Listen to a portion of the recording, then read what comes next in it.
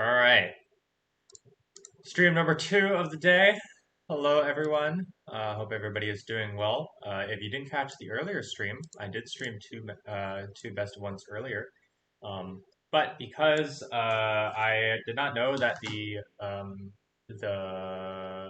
my god, I'm so blanking. The qualifier games. I didn't know there were a bunch more qualifier games that just finished. So instead, we are going to be casting right now. We're going to be casting more games today. I think my throat will hate me tomorrow morning, but such is life.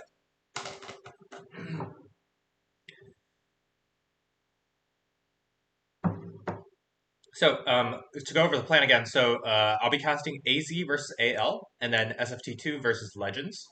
So those are two best of ones, and then after that we're casting WIZ versus EL. We'll be casting that on Rise of Patience, and then immediately after that we'll be doing the round of 16 draw. So stay tuned for that. That'll be pretty exciting. So I'll be joining Jatin for the EL versus WIZ call, or EL versus WIZ um, cast. But for now, I'll be doing these two matches alone because I think Jatin has some stuff to do. So yeah. Anyways, let's get started here. It's AZ versus AL. Again, these are all, I believe these are all the third qualifier rounds. So again, they're all old world and they're all best of one and they're knockout rounds. So if you win the round, you're into the round of 16. If you lose, you're out and it's a best of one. So best of luck to everybody who's playing. Let's jump right into it.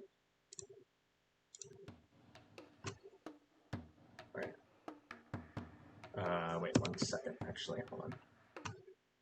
One moment.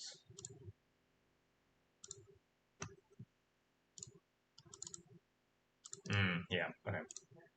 I gotta actually make sure that the things are actually in the folder. Okay.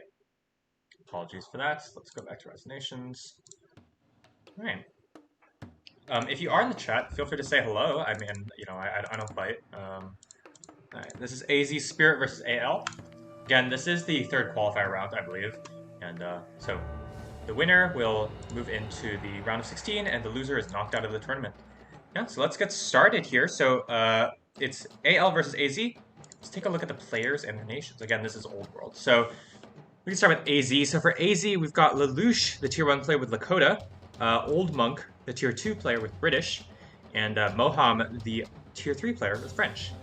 And they're up against AL, so they've got AL of Darkness with Japanese, AL Obi-Wan Cannabis with Inca, that's pretty funny, and AL Kokoro of Titan, which is, who's playing the Tier 3 player, and the Nubians. Hey Spaghetti Monster, I don't actually know who Spaghetti Monster is, so hello. I'm assuming I would recognize your in-game name, but I actually have no idea who you are. But anyways, cool. Welcome to the stream. Okay, so we've got a pretty interesting matchup. So I think this is one of the few times where all the nations are different, which helps make casting a little bit easier. You don't say like, oh, this is this Bantu player and this Bantu player, whatever.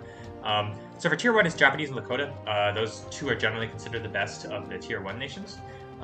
For Tier 2, the difference is Inca versus British. I actually really don't like British on this map.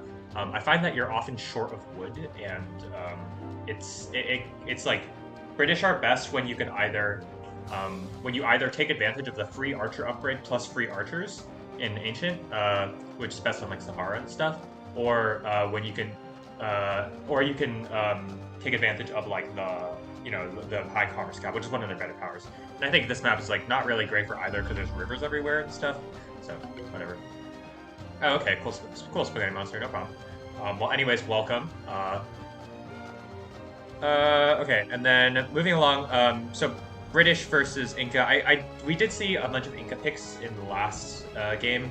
I think Inca's pretty solid. They're both good at rushing and defending, and it's like a ticking time bomb kind of because they eventually just get a lot of wealth income, and that translates to a lot of knowledge income, and from there you go. And then Tier 3, we've got French versus Nubians. Again, these are pretty repeated picks. I do think, like, the more and more I think about it, I know people like Nubians, but I'm on the French side. I think the French are extremely good. They don't quite take over a game like the Nubians do, but they have one job, and that's killing their opponent, and they do that pretty well. So, anyways, let's get right into the game. Let's take a look at where the players are located. We can start with AL. In the top left corner, we have the... Or sorry, this is AZ. What am I saying? Oh, what just happened? That's so weird. Okay, sorry. In the top left corner, we have the white Lakota player, AZ Lelouch. I guess we're starting with AZ, sorry. In the pocket, we have the blue French player, AZ Moham. And then on the very right, we have the red British player, AZ Old Monk. They're up against the yellow Nubians player, Kokodo of Titan, and in the pocket the green Japanese player, Ale Darkness, and the purple Inca player, Obi-Wan Cannabis.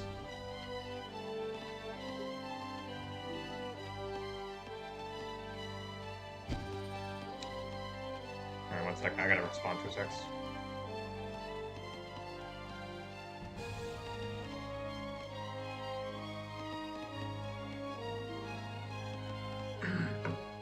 Alright. Anyways, location-wise, so it's clear that AL are, they're pretty bunched up together. That gives them a slight advantage in terms of positioning. However, obviously we have the Lakota player, and the Lakota player is very far, the capital is very far from everything.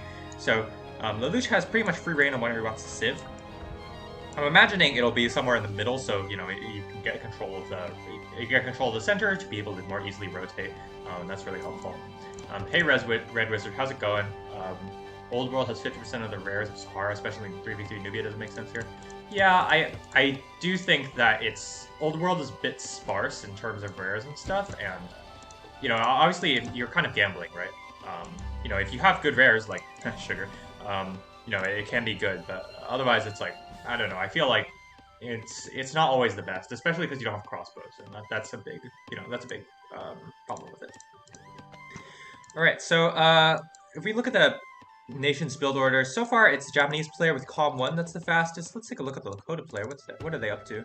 Okay, they're going for Science 1 and then going for the Calm afterwards, I assume. Pretty standard build orders here.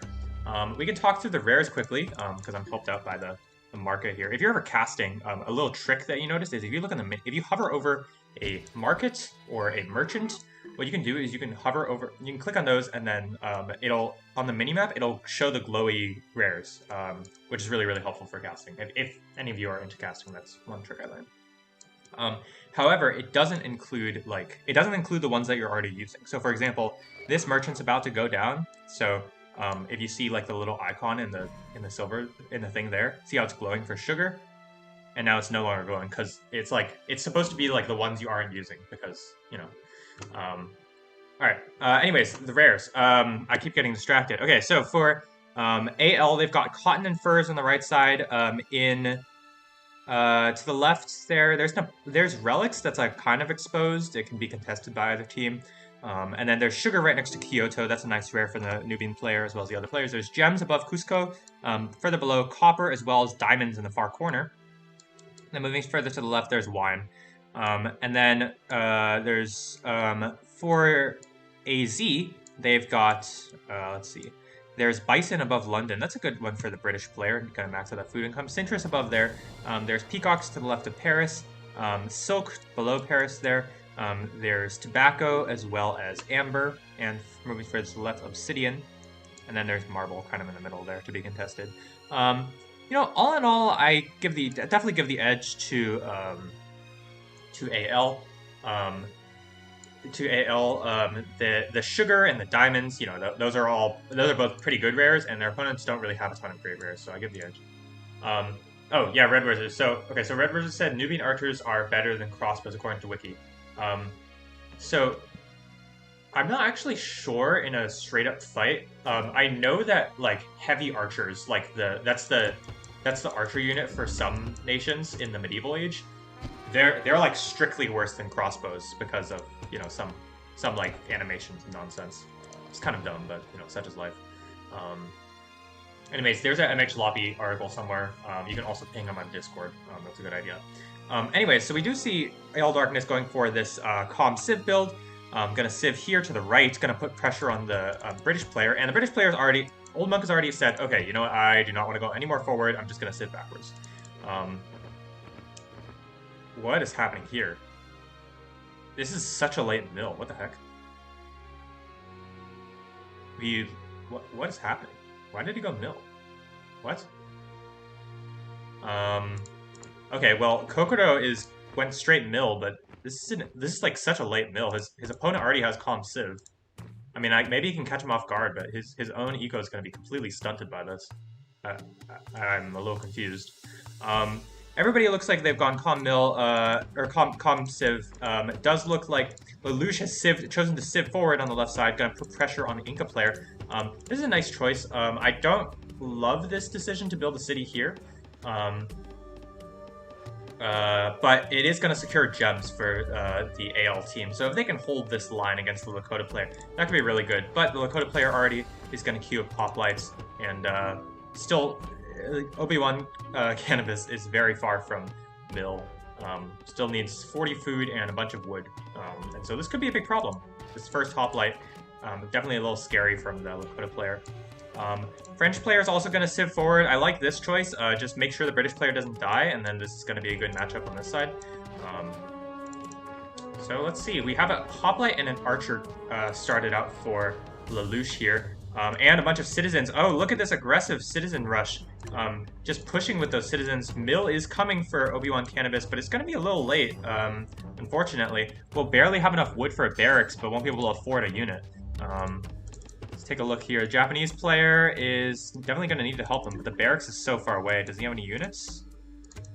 He doesn't. Okay. So that's a big problem. It's going to be up to the Japanese player to deal some counter damage to counteract this, because Obi-Wan Cannabis is doing a decent job microing. I don't think he's lost a unit yet. Oh, just as I say that, he might lose this unit. Yep, loses that.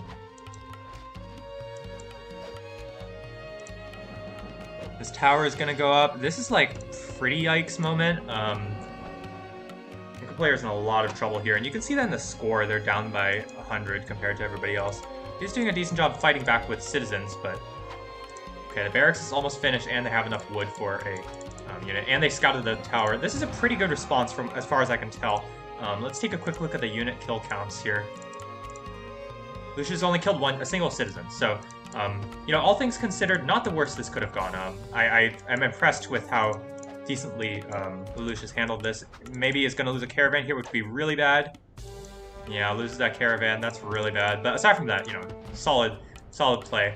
Did deny that tower from Lelouch. And the tower, Lelouch is going to say, okay, well, I still want an aggressive tower, so I'm just going to put one there. And now, at this point, it's really tough, because Obi-Wan Cannabis needs to make units, but also needs to not die. So, not really getting any help from this side with the Japanese player. It's kind of booming along. Scouting-wise, AL have done a decent job. They haven't really gone to the backside of this, or seen the Lakota capital. On the other side, for AZ, they've actually done a similar job. They can't see this backside, and they haven't even scouted this area, which is pretty a yikes moment. They're going to be able to deny this wine from being used by AL, which is kind of nice. They don't have a ton of great rares regardless, so let's take a look. Is there anything happening on this side? Okay, some sneaky hoplites on the backside from Kokodo. Gonna snipe these bison merchants. This is really important. Just denying the British player 20 food early on. I mean, the British player's economy is popping off, but this is really, really good for AL. Yellow. And you know, AZ, they really want those units in position to be able to snipe the random heavy infantry coming in.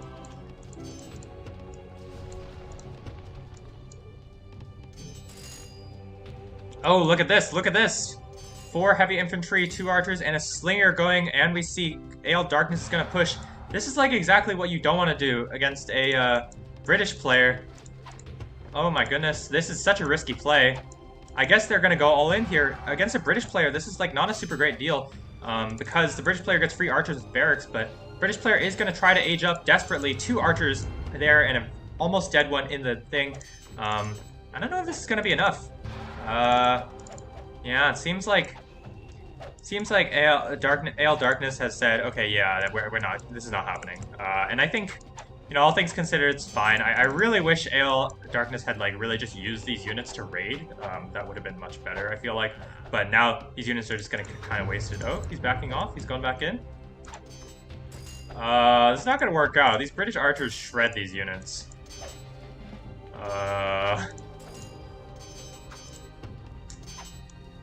What's happening here?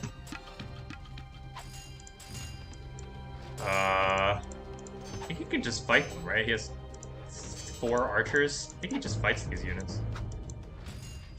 Like, they have nothing. What the heck? This is like the most jank attack I've ever seen.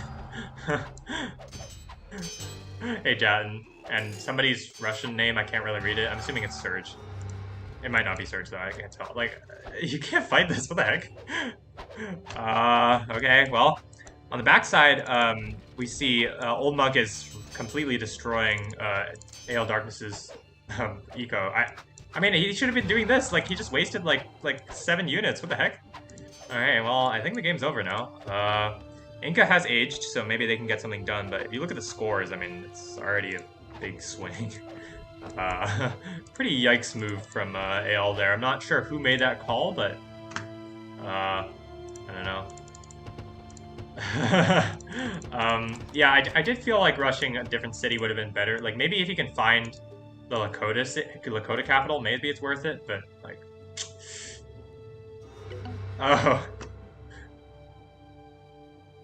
Yeah, I see. Yeah, I mean... Come in. I don't know how you come back from this. Let's take a look at the libraries here. So, Lakota player, it's actually a little bit further behind than I thought they would be. Doesn't have Republic yet. Oh my gosh, what is this graphics bug? Hello, Resonations. No aggression for the Lakota player after that beginning rush there. This is a pretty interesting tower. I guess it's trying to defend relics? I don't know, I feel like it just gets sieged from behind the city, but whatever. Still, Ale Darkness is taking damage here. As he goes completely garbage at this point. Yeah, really not in love with how how the green Japanese player has played this game, unfortunately. Let's take a look at the Nubians player. Just getting the eco set up, nothing too big. British players recovered fine. They're going Despot because they're like, okay, well, obviously, Japanese player has tossed away a zillion units. I can just kill them now, which is a fair point. We're also going to see a French Despot for the first time in a while, which is awesome because I do love to watch the French Despot in action. I'm going to see Senator and Mill 2 coming out from the Lakota player, just securing a stable player.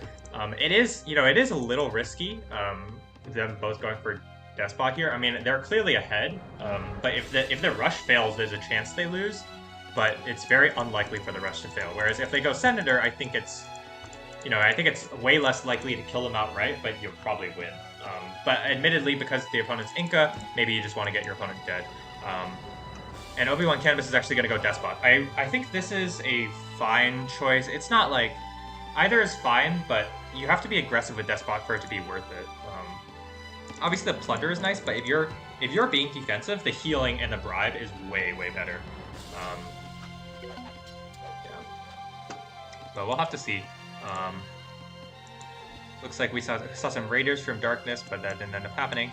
And I mean, like, how are you supposed to deal with 7 archers if you throw away 7 units at the beginning of the game? So it's pretty rough.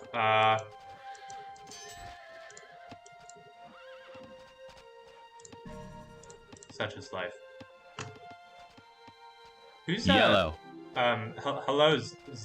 I have no idea how to pronounce your name. I'm sorry. I'm sorry if I butcher it. Is it Zaid Almortada? Hello. Welcome to the stream. I don't recognize the name, but welcome.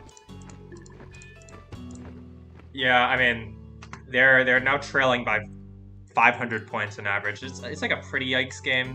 Only now is the Japanese player getting Senator, whereas, I mean, this is 8 archers and a light horse for the British player. Like, you can't fight this without Mill 2 and heavy cavalry. It's pretty awkward. Oh, we're gonna see a brief pause. Oh, there we go.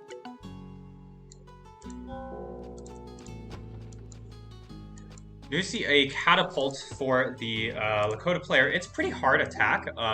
because you either need to be here and you suffer attrition, or you need to be here and you're in the river. So it's really, really tough. Hey Buzz, how's it going?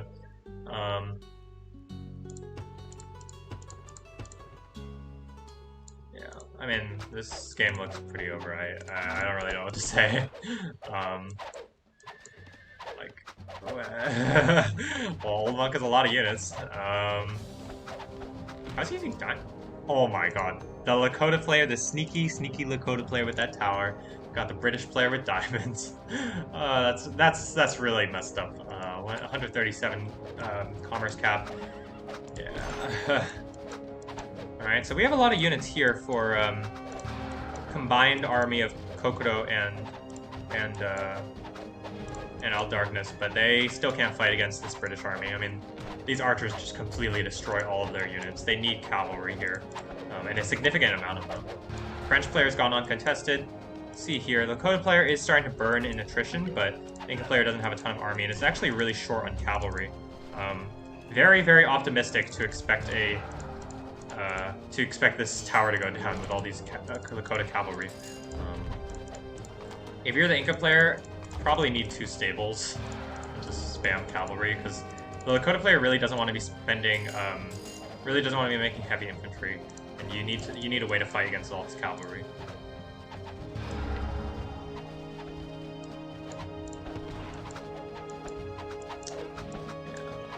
There's a pretty big British army. I don't think this is gonna hold this side. What's the French player up to? Are they just booming? Where are they? Okay, he's got like 2 units. Okay. Oh, it looks like he just lost a fight against militia. Okay. See, all right, throwing away units. Everybody's trying to give each other a chance, but that's okay. Yeah, I think the British player is gonna thrash this combined army. I mean, there's like nothing here, so. Japanese player is really struggling for eco. I mean, look at that. Having to pull militia here, and then obviously fighting here. Yeah, so what went wrong for AL this game? Well, they tried to rush a British player with a heavy infantry rush when they didn't do any damage ahead of time, so it didn't really work out. And then their Inca player got placed against the Lakota player, and the Inca player's like doing alright, but like, it's like pretty hard to win this matchup. Like, so, and the Japanese player didn't really give them any help, so. Like, I think even if the French player just, like, left at this point, the game is probably still, like, even or playable, at least. But, I mean, there is still a French player with sieges here, so. Old Monk is going to be able to take this city. That's going to be nice for him. And then the French player is also doing well. Oh, 85 knowledge for the French player. It's pretty good. Let's take a quick, we can take a quick look at the knowledge incomes, but it's not really going to matter. We have plus 40 for Old Monk, plus 85 for the French player, plus 81 for Lelouch, plus 75 for the Inca player, plus 0 for Ale Darkness, and then for the Nubians player, we've got plus 40. I mean, this game's like pretty over. They're going to start sieging at Napata, and I mean, Kokoda hasn't taken a ton of damage, but he's lost a lot of units, so that's a big deal. On this side, it looks like somehow the Inca players come out ahead, so good job to Obi-Wan Cannabis, whoever that is.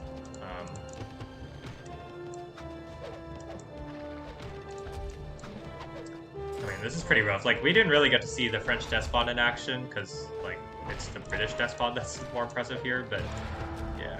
I mean, they've got 4 sieges. And Ale Darkness says, I messed up. Yeah, that's about accurate. I mean, they're walking across a river. Like, this is the worst fight they could possibly take, but they're still going to win it easily because they have a zillion units. So, yeah, that's going to be the game. Well played to AZ. They saw their opponents messed up, and they took advantage of that. So, that's that. Old Monk's going to go for a Colossus. No surprise there. Hey, Red Wizard. Yeah, so a reminder for the schedule, we're doing this game, and then we're doing SFT2 versus Legends, and then I think immediately after, or sometime, I actually don't know, Jatin will confirm or deny this. After we cast the next game, we'll be switching over to Rise of Patience, and then we'll be doing the WIZ versus EL, and then we'll do the round of 16 things. So stay tuned for that. Hopefully Jen can confirm that's happening. Go Lakota player despot, or sorry, Inca player despot. Maybe you can save this game. Yeah, I mean this game's over.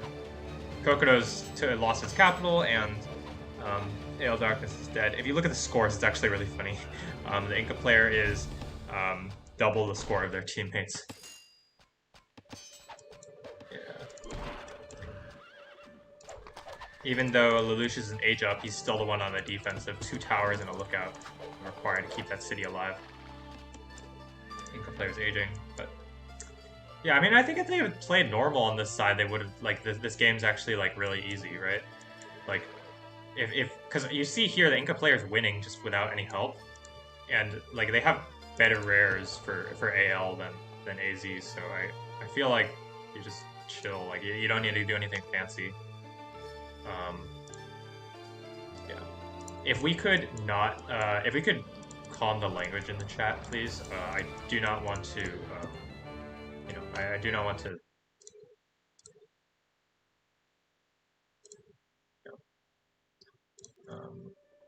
Yeah, just watch our language, please. That would be really good.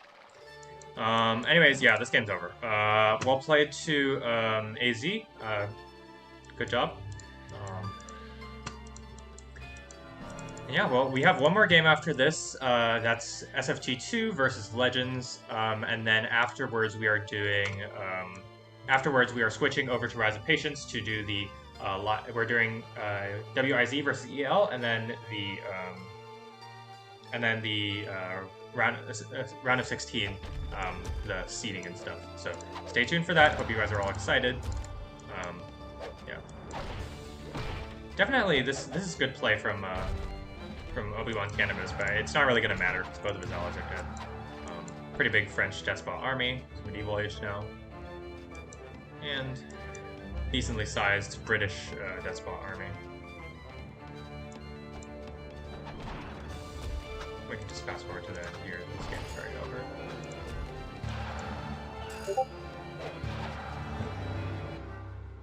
All right.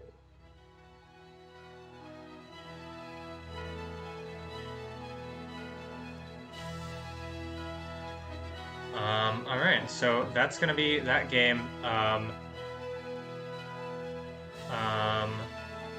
Yeah. Hope you guys are ready. I'm just gonna jump into the next game, honestly. We can go. I need to edit the scorecards quickly, so just give me a moment. Wait, that's not how I do it. Just go here. Jatin, I see you in the chat. Is it right that we're doing this game? I'm doing this next game, and then we're switching to the Rise of Patience to do WIZ versus EL immediately. Is that correct?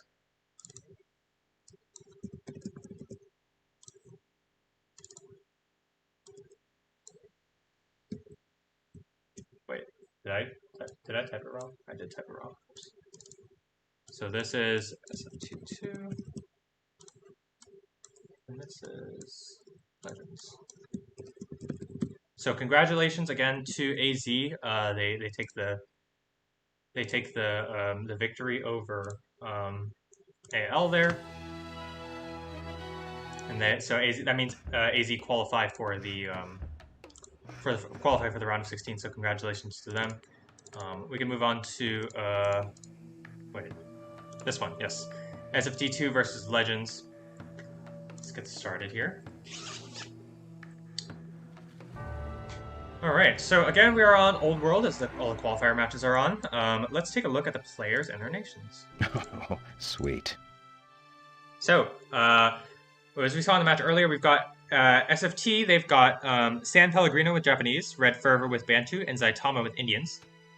And then we've got Green Love with Lakota, Filisberto with Inca, and Thor with French.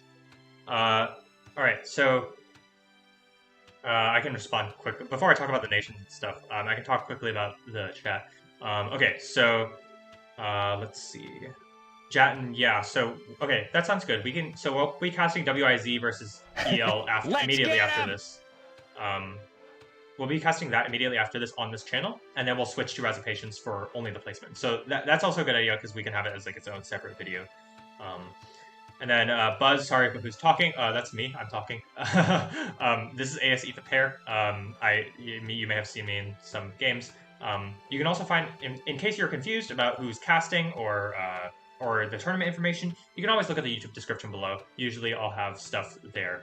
And then while I'm on it, don't be afraid to leave a like, comment, subscribe, whatever the kids say these days, because while I may not care about it, the YouTube algorithm cares about it, and we all want Rise of Nations to grow as a community, and having more likes, more comments and stuff, that really helps out.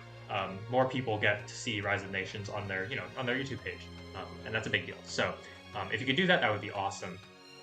Anyways, back to the nations. Okay, so this is Old World, so we're seeing again it's a Lakota versus Japanese. Lakota versus Japanese, no surprise there. And then Tier 2, we see Inca versus Bantu, also no surprise there. I think Bantu are definitely one of the more underrated, one of the more underrated nations for this map, I think, because part of their big advantage is you basically get 2 cities with your Civ 1, right? And basically, those cities are extremely cheap. So basically, together, they cost the same as your first city, as a normal city would cost. So, essentially, you're spending 60 food, 60 timber for double the resources. So plus 20 food, plus 20 timber instead of 10 in each. And then also, you're getting another wealth root. So that's really important, especially on this map. And so this map's a lot about like taking control of the area and taking control of the map. Getting map control, and also increasing your wealth income, because it's really hard to gather wealth on most land maps anyways. So I think Bantu are pretty good. Also, it's a relatively large open space, not so much as Sahara, but it's still pretty good. So, getting access to the whole map and spreading your infantry around and raiding early on, I think it's pretty good for this map. Tier 3s wise, we've got French versus Indians. I think, I personally really don't like the Elephant Nations. I think that the problem with the Elephant Nations is sometimes in the game you have to be aggressive. Like in a team game, your nation just has to be aggressive. Like that's the point. But the problem with the Elephant Nations is if you lose one elephant to a bribe when you're rushing, it's really, really bad. Like it's like actually like awful. Like you usually just can't win the rush as a result. Like it's really, really bad. So personally, I don't like their Elephant Nation so much because of that, because you're sometimes in situations where you have to rush, and it's just like not great. It can be good, especially on this map, because Indians, they get extra wealth income, and wealth is really, really important on this map. So yeah.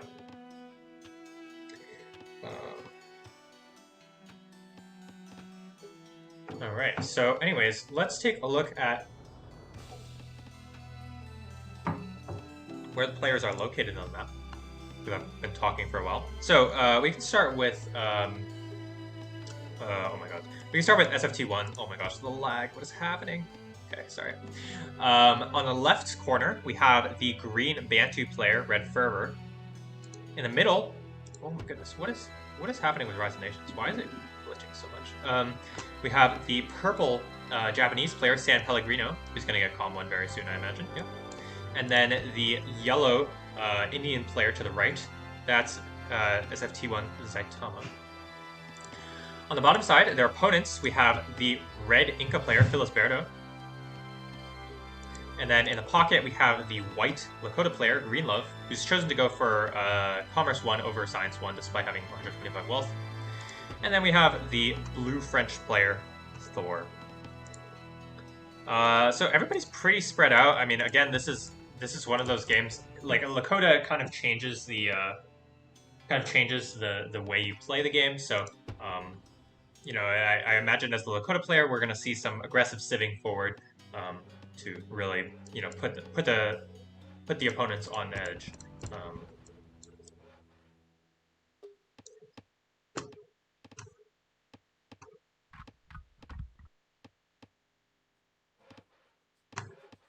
Anyways, I can say hello to some of the people in chat. Hey, James Webb and David McMillan. Hello. I don't recognize your names, but that's all right. Welcome to the stream. Welcome everybody to the stream. Hope you guys are doing well. We're just casting this game, and then afterwards we're going to do WIZ versus EL. And then after that, we're going to switch to Rise of Patience to do the round of 16 draw. So again, if you are not familiar with the tournament, go ahead and look at the YouTube description below. I'm ASE the pair. You can see my name there. And then you can also donate to the tournament if you'd like through the tournament page. Okay, that's enough of me blabbing. Let's move on to what we've got here. So looks like everybody's off to a pretty slow start, just comms and stuff. We could talk through the rares in the meantime. So for Team SFT, they've got diamonds right next to Delhi, cotton above there. Moving further along, there's peacocks next to Kyoto, and obsidian to the left there. On the top side, there's relics, and then in the corner, there's tobacco. And then next to Great Zimbabwe, there's salt.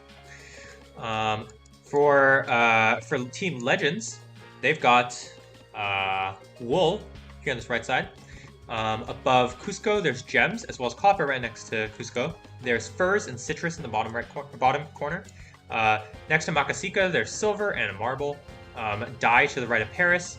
And then moving further along to the left, silk and horses. I think these are not bad rares for all of them, for both teams, but I think I give the edge to Legends. I mean, gems is a pretty solid rare, especially if you're a Lakota player. Silver and dye are both great. If Thor can secure this like left corner from raids, it can be really good, right? Horses and silk. Their opponents, and they have furs in the corner. And of course, don't count their opponents out, right? For SFT1, they've got diamonds, which is a pretty solid rare. But other than that, not a ton of like amazing rares. They've got relics there, but it's a little scared, a little exposed. Some solid rares, but it's fine. Alright, so we're going to see San Pellegrino be the first one to Civ. He's going to build in the center there. And Thor has chosen to go Civ as well. Yep, so it looks like everybody's going Calm Civ. You can also see the text of each player in the bottom right here. Surprise. Okay, actually, Greenlove just finished his Civ, that's fine. I was wondering why he hadn't Civ'd yet. Like this choice from San Pellegrino, it's definitely, like, where else... He could Civ over to the right, but I feel like you just want to leave your Indian player alone, or Indians player alone, to let them boom. I feel like you don't want to draw attention to them. You want them to be in a 1v1 situation, kinda, and let them play defensive if they want to. What's this merchant doing here for Greenlove? This merchant's sitting there contemplating their life. What to do, what to do. I just sit here while I wait for the hive mind to control me. Okay, anyways. Greenlove's actually gonna go for Science 1. And we see that Thor is gonna go to the left side and secure that horse. Try to secure the horse. It hasn't even scouted Silk yet. Scouting-wise, it looks like Legends is doing alright. They haven't really scouted the backside of their opponents, which is a big problem. Similar thing for SFT1. They haven't really scouted like this area in the back, but it's alright.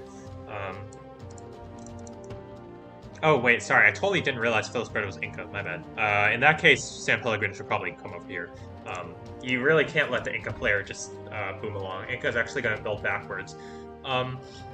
This is a little bit sus. I actually think it's kind of in their interest to build here or to the right here.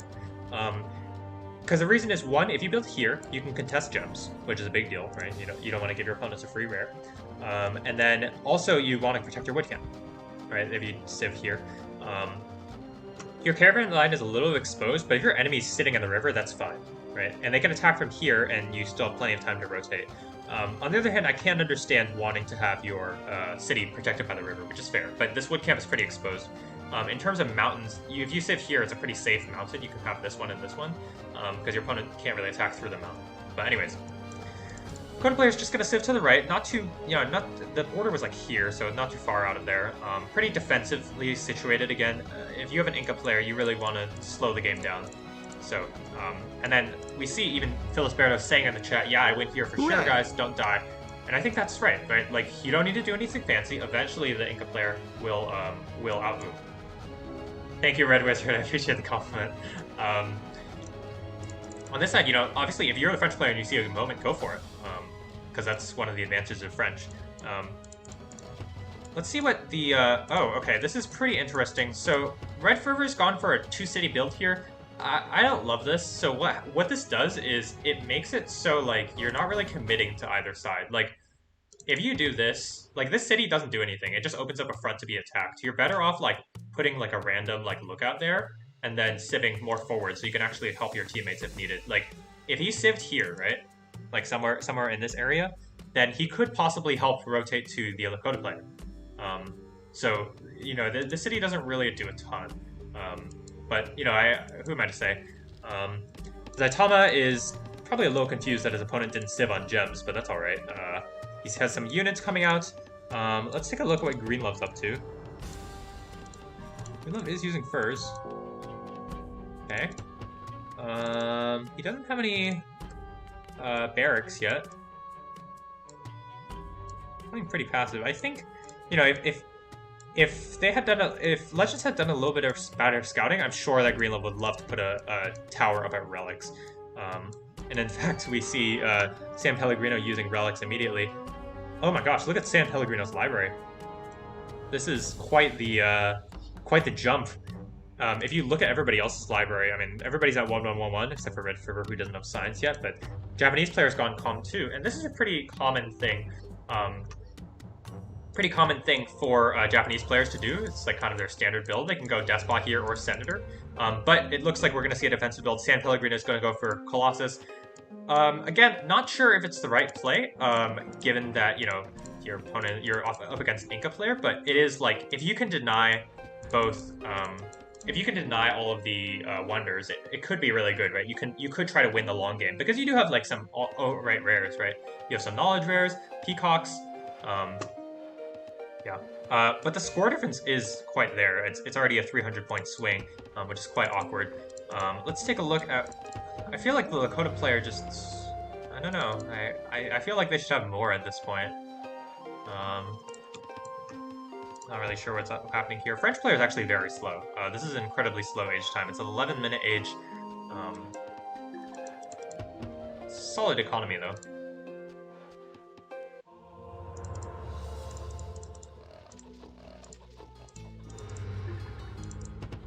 Bantu player is doing all right. 74 wealth income. That's pretty good. You know, with the help from that second caravan, right? Or third city rather. Some raiding units coming from not San Pellegrino, Red Fervor, the Bantu player. This is a nice choice.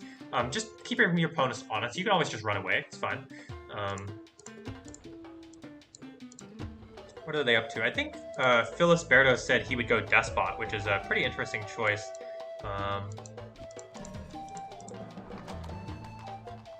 Like, see, this is a spot where, like, as the Indians player, like, what do you want to, like, what are you supposed to do, right? You could raid with elephants, sure, but like, you're spending valuable food that you could be used for booming. Like, do you go like Civ 2 here? Like, what? You're just like in a really, like, he's so far away from his opponent. If he was any other nation that didn't want to build elephants, it could be good. You know, I just like, it feels really awkward if you're Zaitama, because it's really hard to kill your opponent here, or at least like harass them enough to force a bunch of units out of them. It's just, it feels really awkward. Coda player is going to go for Senator, Public there, and oh, look at this side. Oh my goodness, sneaky Greenlove has a siege factory and a barracks. Looks like they're going to try and insta-kill Zaitama, possibly. Let's take a look here. Yep, we see a Despot coming from Felisberto.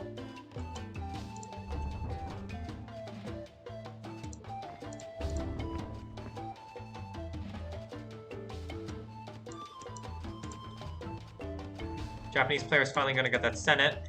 Hope they're making some units, because I think if this was a standard Lakota player push, they would probably just die, right?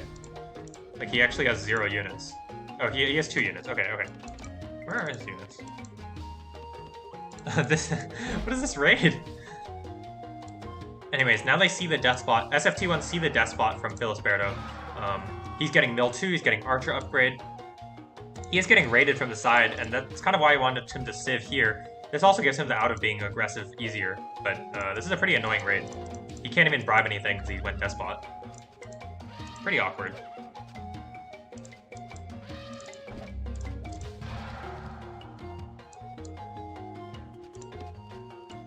French player is content to let the Bantu player boom.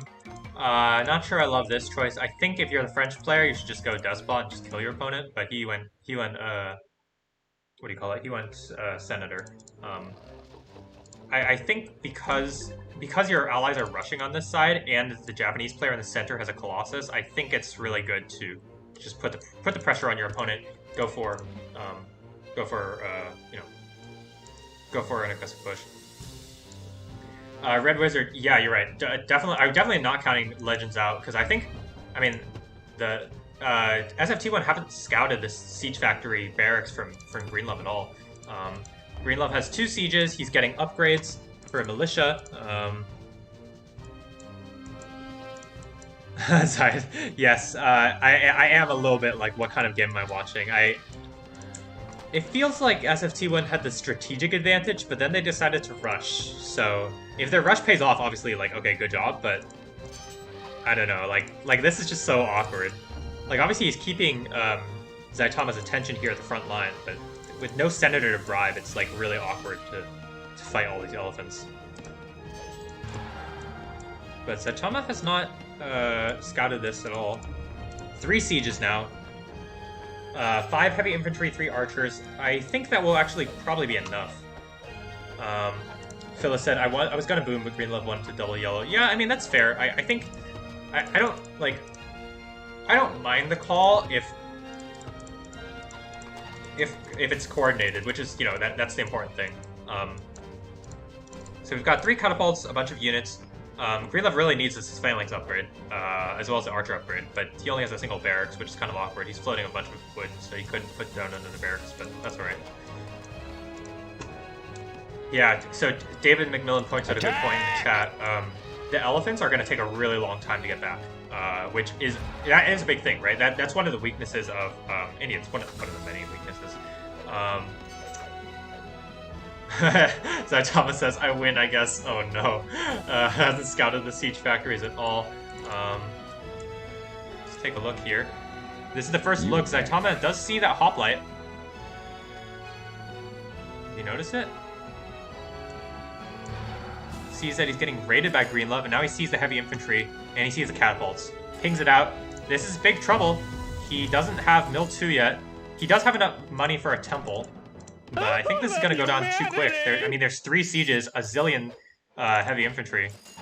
On this side, still raids from the Indian player, but I mean, this is doing negligible damage compared to this. This is going to be really, really good for Team Legends. And even though they're 400 points behind, this is going to give them a big swing. It's going to give Greenlove a really big boost. It's going to kill all of Zaitama's farms, and he's going to get a lot of citizen killed.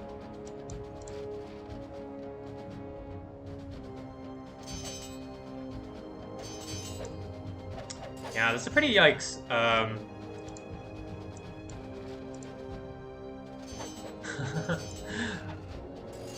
Pretty yikes moment for Zaitama, unfortunately. And if you look at the scores now, it's only a 200 point difference here.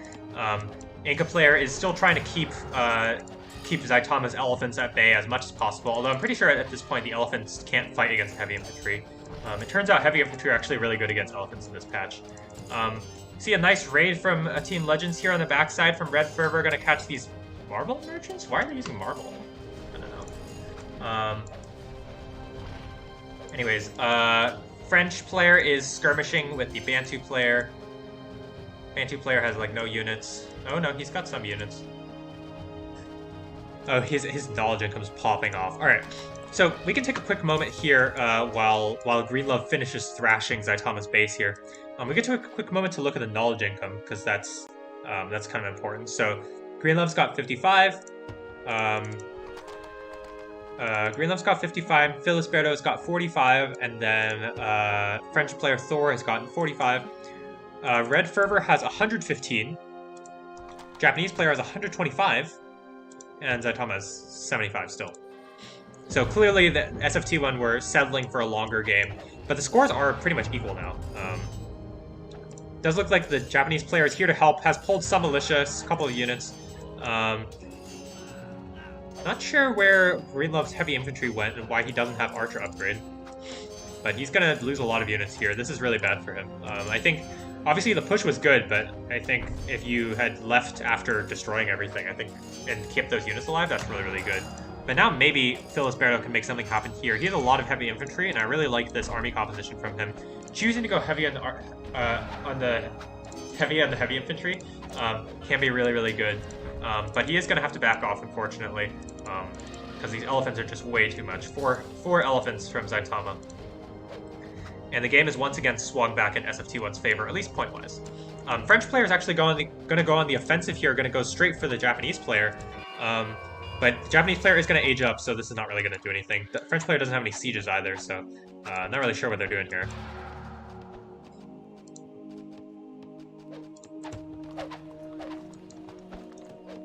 Japanese player is doing decently tech-wise.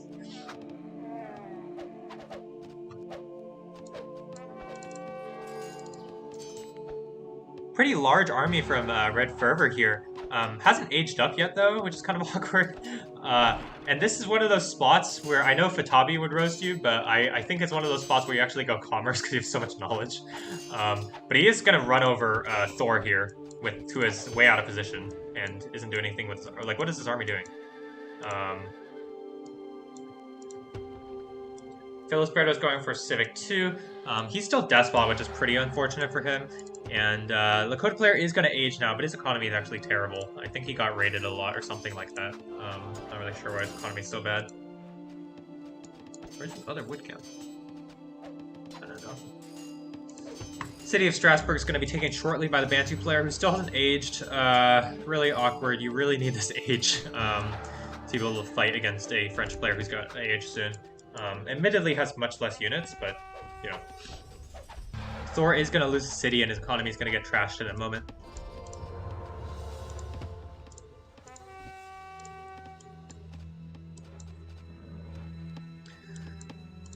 Okay, so now that all the chaos has settled down, I think it's still SFT1 that's slightly ahead.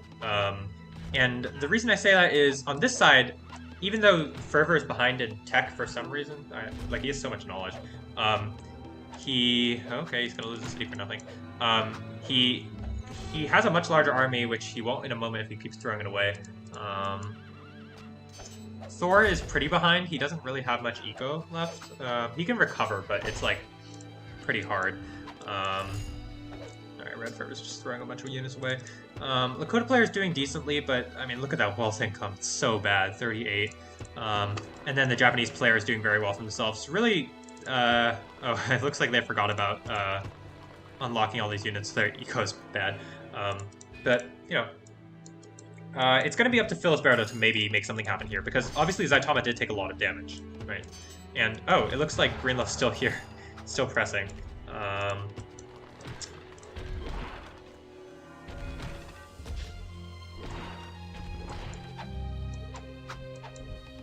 Pretty awkward, so let's take a look here. It seems somehow Red Fervor managed to throw away his entire army. Yeah, and the Japanese player actually has a terrible economy because... come on.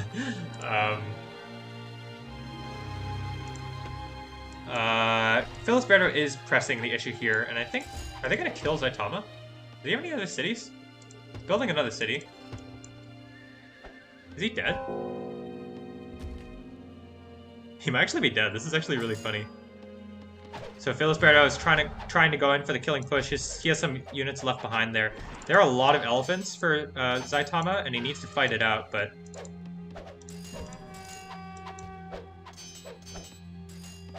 I'm not sure who wins this. I think Zaitama wins this, but, I mean, obviously he's going to lose a lot of militia. Elephants are still mostly healthy. Yeah, looks like Zaitama's gonna be able to hold this without losing literally everything. Loses a lot of units, but Felisberto also loses a lot of units. Like, if he's gonna age, just wait until you age. On this side, Greenleaf City is taken over because Greenleaf has units on this side.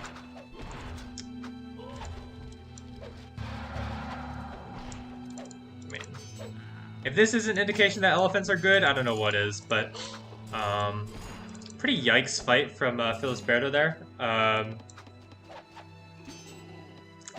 don't really know why he went in without aging. I feel like that's just like a waste. But the Indian player has survived. Let's see how many citizens.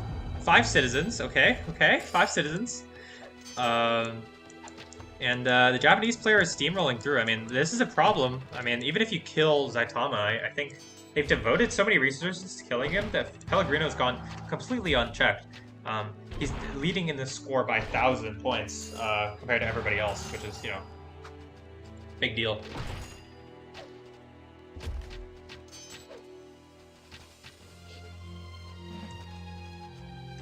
Take a look at the French player here. What are they up to? Sterling around. I don't know. Maybe he took a bad fight, possibly. And Bantu player is doing whatever. Okay. We do see San Pellegrino is going to go for a attack here. The Kota player is really, really poor. Just never really recovered economically from investing so many units into the killing of Zaitama. He did take the, whatever you call it, the capital, but I don't really know where those resources went. Like, why does he have 1,600? You know, it's better not to ask these questions. It's a pretty big Japanese army. It's not the greatest army, actually. I mean, you kind of want more crossbows, especially when you're fighting. When you're fighting a lot, but it's fine. Here, Felisberto is doing decently for himself. He has 100 eco.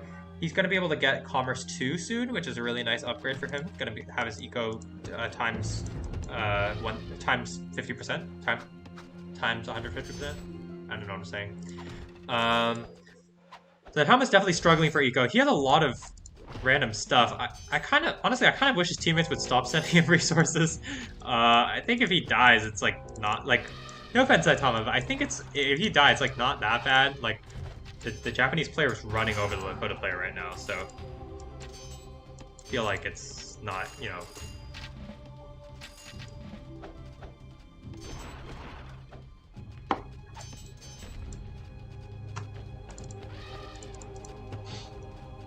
Zaitama is going to finally age.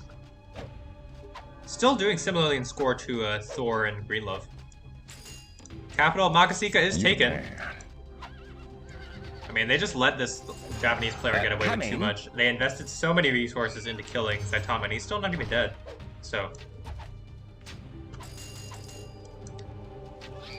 Greenlove has no units. French player is way late to help.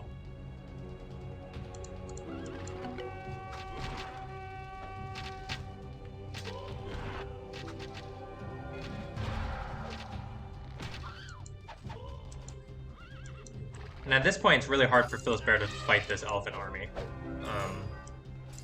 I mean, Zaitama's really behind in eco, but his army's still pretty formidable. I mean, how many elephants are there? There's 4 elephants. Okay, just as I say that, they're starting to die off, but it's still pretty good, right? He's taking out a lot of Felisberto's units. And Greenlove City is taken. Does Greenlove have money for Forbidden City? Let's take a look. He does not. He's just making light horses, which are really bad units at this point in the game.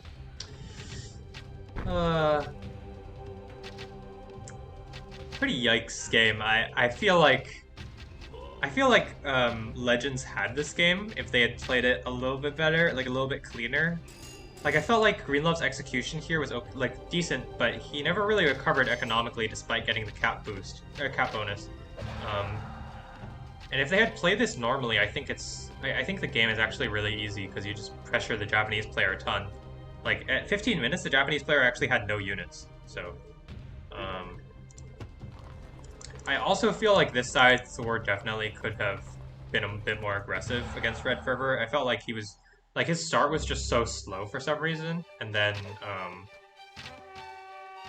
his start was really slow, and then for whatever reason, like, it's just, he just, like, really wasn't aggressive. He was the one getting aggressed upon. Like, if you're aggressive, you can push the issue on your opponent. You can maybe draw, Pellegrino's attention over to the left, that sort of thing. Pellegrino's going to go for Forbidden City. And in fact, Red Fervor's here to help out here. And, you know, I don't mind how Red Fervor played this game. I think that, you know, if your opponent's not going to do anything, you can also, and your teammates are winning the other side, then, you know, you can also feel free to just not do anything, which is kind of what he did. So I don't really mind it at all. Just like constantly pressuring the French player, and then also, you know, doing whatever in the meantime. Yeah, Phil Esperto is desperately going to go for Kyoto here. There's actually nothing here. What the heck? How did... Okay, I guess he's going to lose the city randomly. Okay, that's another cap sack. 3 cap sacks this game so far if you're counting.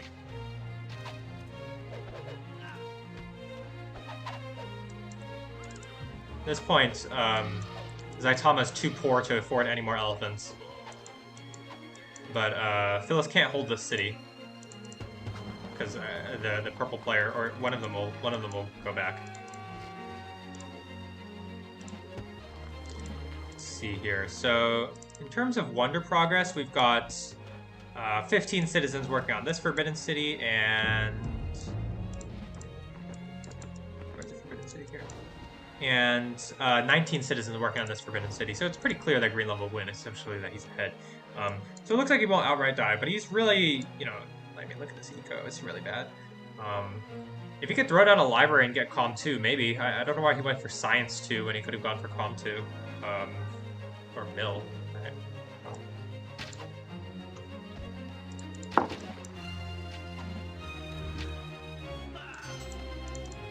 Let's take a look at Pellegrino's library. His economy's been kind of wrecked here. That was a good push by Phil Esperto. Good move from him. Now he's gonna get sandwiched kind of by the Bantu army as well.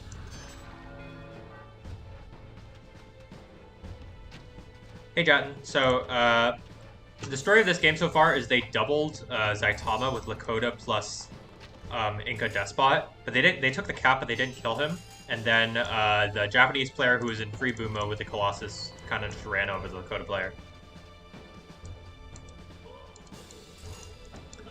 And so San Pellegrino's, or sorry, not San Pellegrino, Phil Esperto's going to be driven back. French player's just doing what, what has he done? Like, he actually has had no impact on the game. That Thomas said in the chat, not much chat, just 3 cap sacks so far. Yeah, seems about right.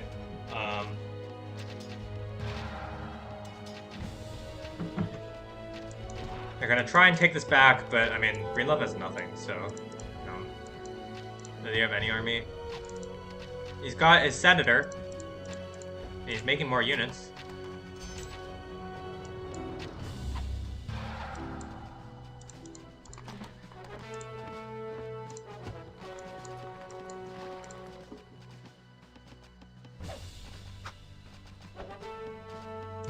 Hey everybody in the chat, I hope you're doing well.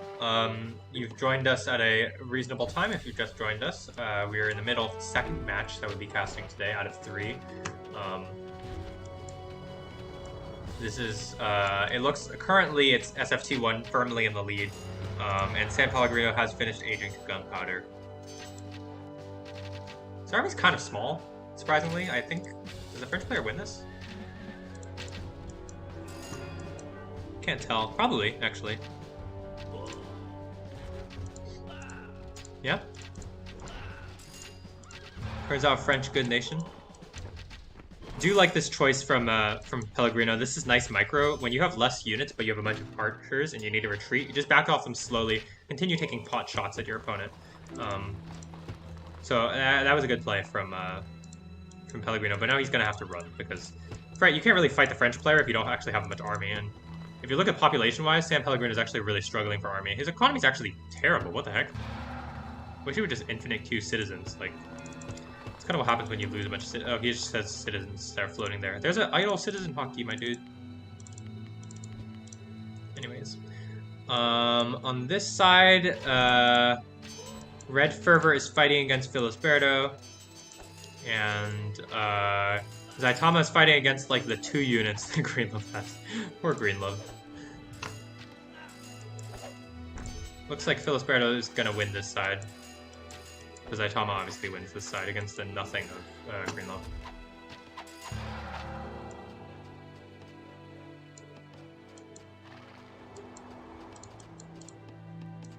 Yeah, Phantom, I think you're right. You know, cap sacks, even if you lose your capital, it's not the end of the world. You know, you can still cover the game. So I think, you know, that is a thing. In case you didn't notice it before, Green Love did win the Forbidden City race, but I don't know. I just feel like Pellegrino should have his economy better under control now. It's just like not doing a great job producing units or citizens. But such is life. They're gonna take back the city of Bhopal. Felisberto's army is shattered, and yeah, that's probably gonna be the game. I mean, they're still playing, right? But it's pretty. How does this happen? Thor has gone untouched for the last like 10 minutes. How is his economy still at 100? I don't know. Is he like asleep at the wheel? Like, what's happening? His team is like actually making so much space for him to do something, but he does like nothing. The only thing he's done so far is take back the city of Makasika, but that's not even important because Greenlove had the Forbidden City now. So, ay.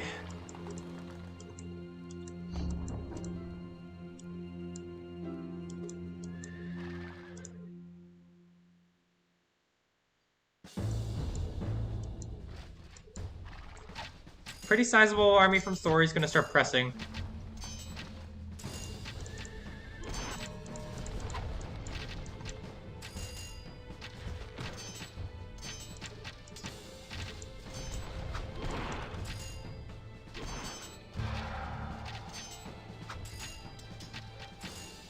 I don't know, man. I feel like he's just like asleep at the wheel. What's happening?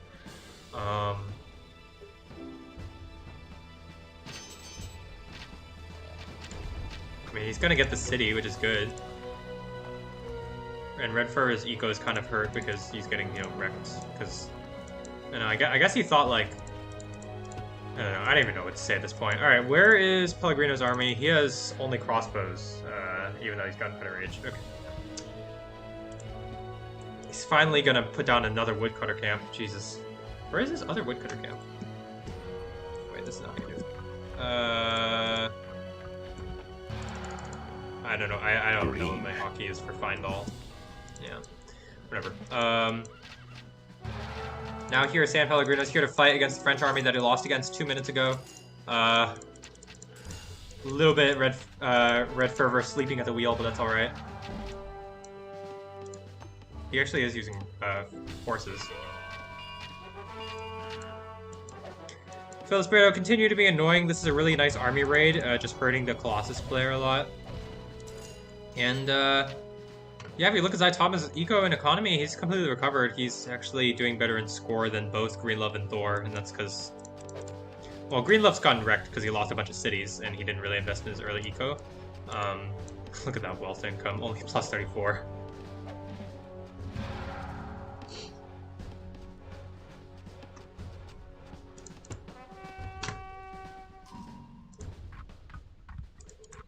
Oh, I see, okay. Zaitama's eco is pretty much completely recovered, and Greenlove has finally gotten it together. He's got a pretty solid eco. His wealth income sucks, but aside from that, he's doing decently. Felisberto finished his Heaping Gardens, which I didn't notice before. The game is still going, despite a Japanese Colossus player, again, just, I feel like if he had boomed a little cleaner and...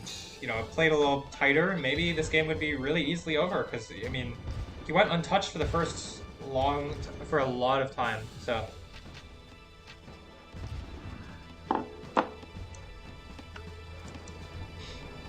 Now Red Fervor's just kind of sitting there with his hands in his pockets, same with Thor. Man, how hard is it to produce, like, more citizens so you can man the things? Okay, he actually is doing that. Never mind. I won't flame him. I won't flame him. Inner peace.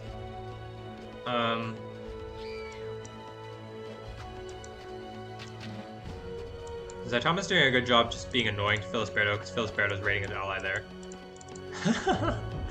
Oh, Greenlove. This is the worst army composition I've ever seen. I mean, it might work. I mean, if you build enough light cavalry, and your opponent has no heavy infantry, which here Zaitama doesn't, I mean, you do just get run down.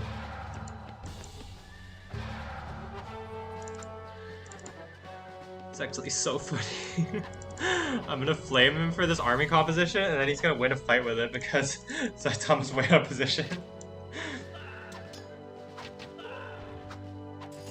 Alright, pretty big battle. Felisberto kind of just chilling on the top side, hasn't realized his allies is fighting. But yes. Run, horses, run! You can kind of see why this army composition sucks, right? Like... Saitama's just like, herder, let me just continue walking. I mean, he threw away his entire army for literally nothing, so... yeah, Game of Thrones. Alright, Japanese player has some arm... How's the economy still so bad?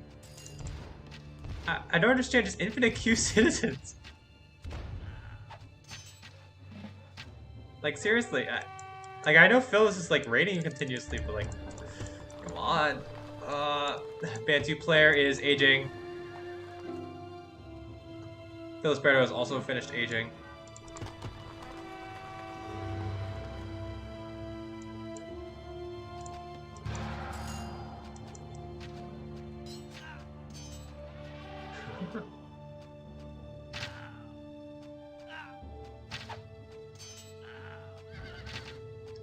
What's happening? What is this? This is...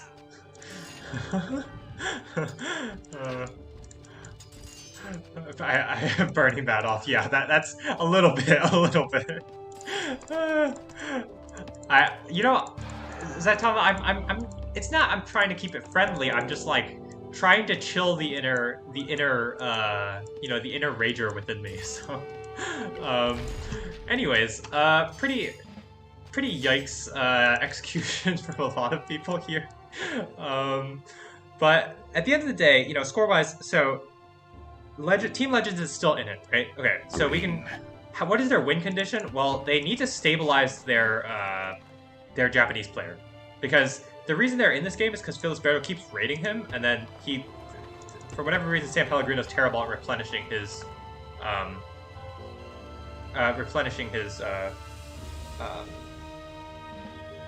eco.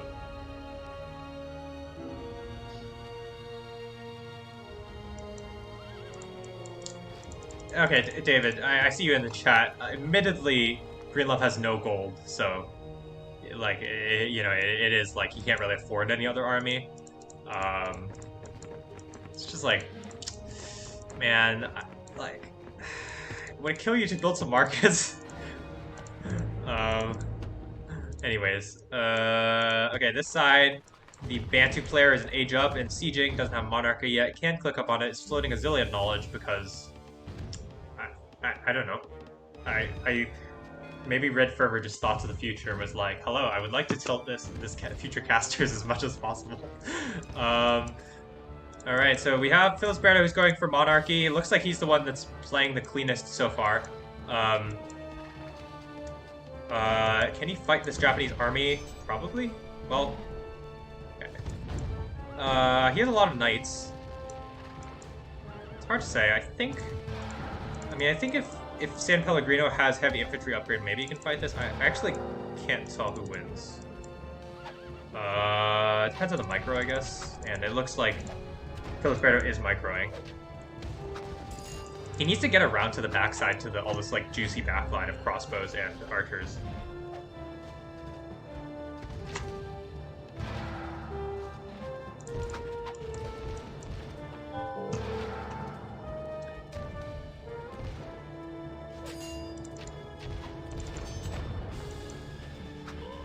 Like Felisberto is going to throw away some units, because why not?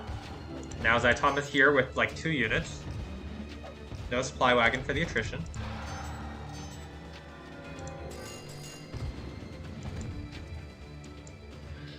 Oh dearie dear. Okay, it looks like Greenlove is back to having impact on the... Oh my god, look how many units he has! This is really funny actually. He has so many units. Look at all these. I've never seen so many light cavalry in my life. His wall income's so awful. He's only rare as copper.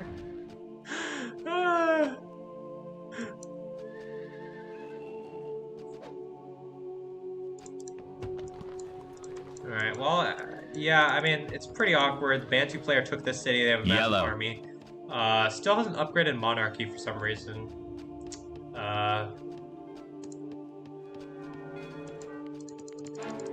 What's that? Oh, there's a bribe? Oh, bribed a raider, okay. Thomas Eco is a little hurt because he lost that city, but otherwise doing fine. Greenlove is really struggling for metal, even though he has 17... Man, what is happening this game? Alright, well, now looks like SFT1 is eventually going to take over the game. City Payaba is taken back.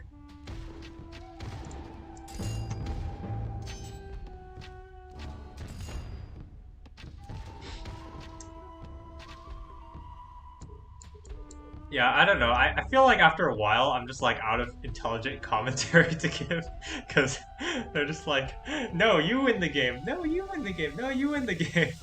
The Game of Throws. Although it does look like SFT1 is going to take this game. They're 2,000 points ahead now. The Bantu player has finally decided to kill the... finally decided, okay, well, my Japanese player with Colossus, who was in free boom mode for a while, is not winning against an Inca player with Despot, who was trying to kill somebody else. So, and I'll take it into my hands and I'll actually get something done, which he is. French player has some army. He has aged. And French are pretty good in age 4 in Monarchy, but it's like, I don't know. No. See a battle between the age 3 Greenlove with only heavy infantry and light cavalry up against the age 4 Indian army with very few units. Looks like Greenlove brought spies. Nice choice from him. There is a lookout, but no observation post. And it looks like Zaitama brought spies of his own.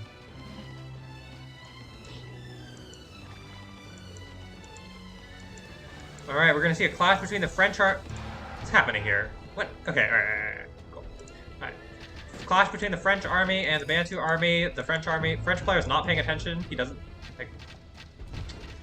I don't know, man. You expect to right-click this city and then, like, just, like, not look at your army? What's happening here? Okay, now he sees it after, like, 10 seconds. He's gonna lose a lot of units for this, it seems like. Although, admittedly, Red Fervor's just sieging the pyramids for some... Like, he just sieged the city, I think. But, okay, whatever. Such is life. Greenlove, you got the... Oh, no, Greenlove threw away his whole army.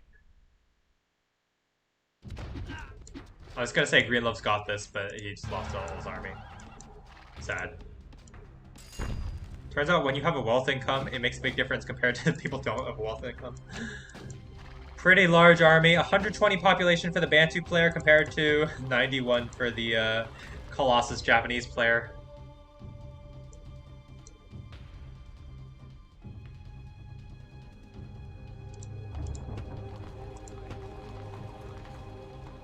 Philipsberto is trying his best, but, I mean, he just can't field armies of the same size, unfortunately.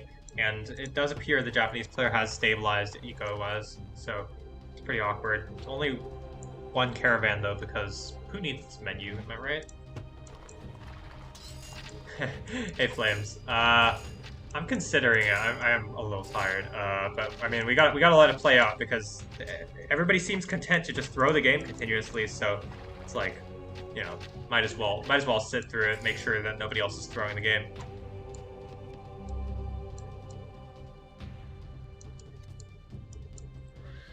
Japanese player is going to try to siege Felisberto's capital. Armor upgrade for Felisberto. He is keeping his team in the game technically, but it's gonna not go well very soon. French player has a pretty good sized army, but Bantu player has actually kind of a similar sized army.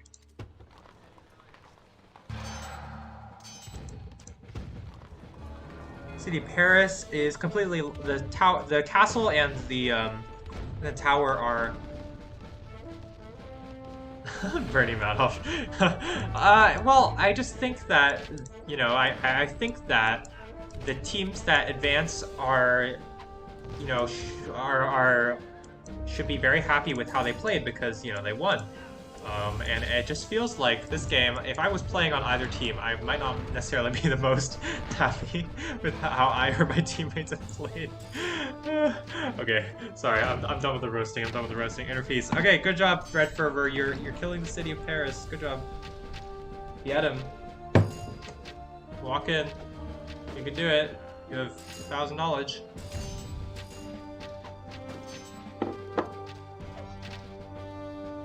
I guess he's waiting for reinforcements. Okay, that's fair.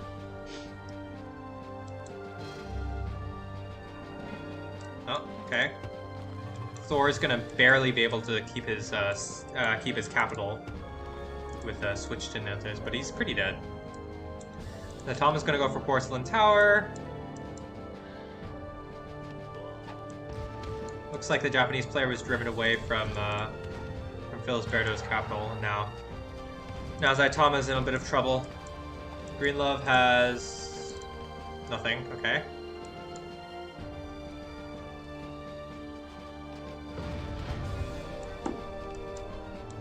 Yeah, Felisberto. Turns out ignoring a booming player doesn't work. Yep, that is a good message. I would definitely tell that to your teammate Thor. Kind of just let the what do you call it, the Banty player boom, but you know, this is how it is. Well, I'm glad you're enjoying the stream, Zaitama. Yeah, I hope everybody's enjoying the stream. If you're just tuning in, again, this is Nomadium 3 cast. Where we have one more game after this. We're going to be casting WIZ versus EL, and Jatin should be here somewhat soon, hopefully. I don't know. I actually should find him. Where is he? Okay, well, Jatin, if you're in the chat, just send me a message on Discord when you're Gucci, and then we'll start the next round.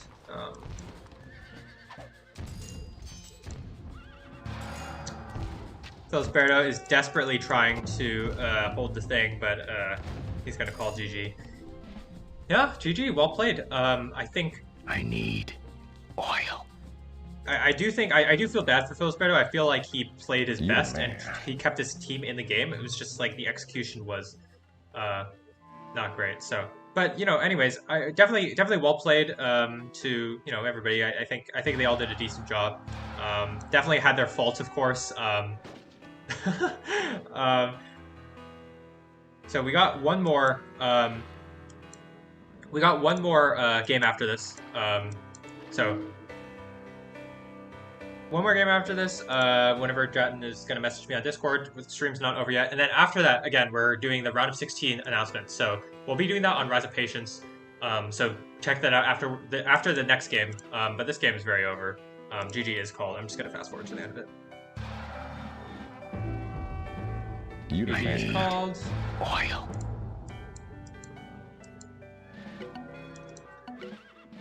Oh man, what a game! All right. You the man.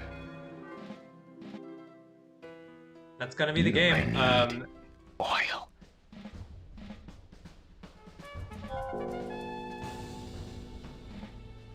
So it turns out you don't need to play perfectly. You just need to play better than your opponents. So, all right, that's gonna be the game. Well played. That is gonna be the win going to SFT2 or SFT1 or SFT, whatever you call it.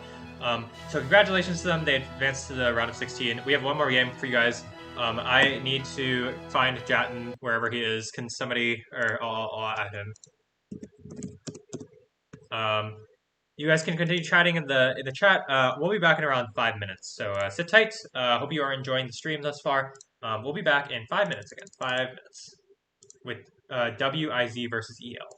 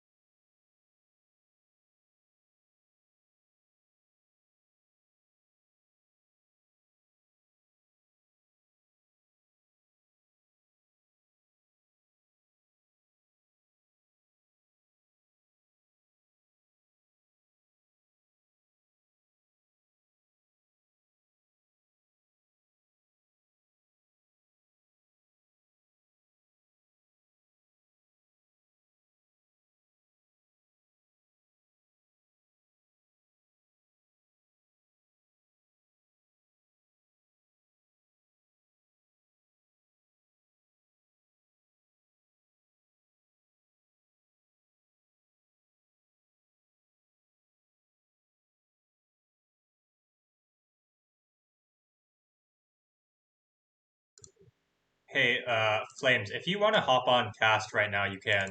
Uh, yeah. Just if you want to, Flames, just letting you know. Um, anyways, we'll be back in 2 minutes for with WIZ versus EL. So sit tight.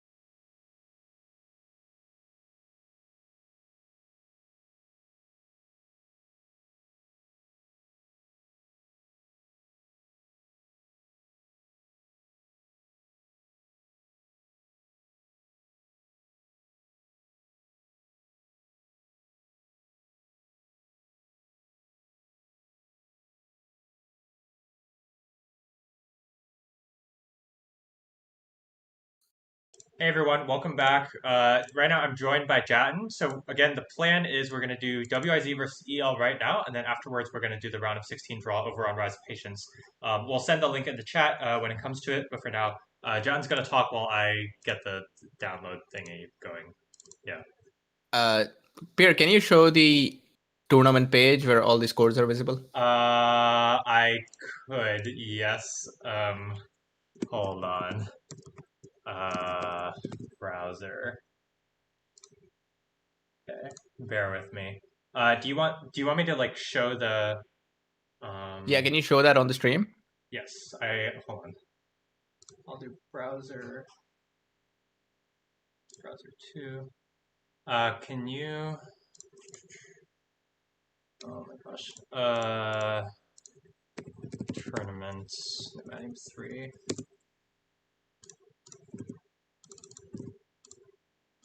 Uh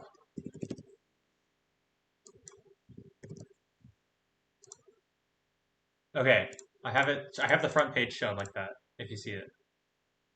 Okay, I see a OBS. Okay, yeah. I Page. mean, it's there's like a slight delay in the stream. Remember, so Okay. yeah, it's the front page. I will look for the right link. Oh, okay, I see that. Can you go to the matches and Matches, sure. qualifier? So let's quickly talk about, because it's the last stream for qualifier round. We're gotcha. finally done with 3 best of ones. Okay, wait. Let me actually let me share my desktop. I think that will be easier. Just give me a moment. Okay. So we got this, and we got this. All right. So I'm actually gonna get rid of this. Remove. Yes. Desktop. Display capture. Okay. Do you see? You should see that in a moment. Okay. So we've got MOC, PLA Kung Fu, AL New Legends, and Team Gay, which won with a 2-0 score without any loss. And they'll be placed in a safer place. We've already placed the top 8 teams in the bracket, and we'll talk about that later where they'll be placed. But yeah, it'll be safer compared to the rest of the 4 teams: AZ Spirit, PLA Pandas, and SFT2. PLA Pandas, have you cast both of their games? What do you think about that team? I think that team could be as strong as MOC, which we gave a slight advantage in this. Yeah, I did think it was surprising to me that they were in the third qualifier round. As if you win twice or lose twice, you don't have to play the third qualifier round because you're either in or out. But I was a bit surprised to see them in the third qualifier round because I did think they were a strong team and I would have expected them to win 2 games in a row. Yeah, what happened is they failed in scheduling with Elite Latin, so that's why they were given a free loss. Mm-hmm. Else, I think they would have beaten Elite Latins probably. Yeah. And so there's this game between AL and Elite Latins that was not sent to me, and I was sent this Elite Latins versus Wizards directly. So I'm just assuming that AL won that game, but yeah, there's no record of that game. Oh, gotcha. We'll just have to assume. All right. Okay. No worries.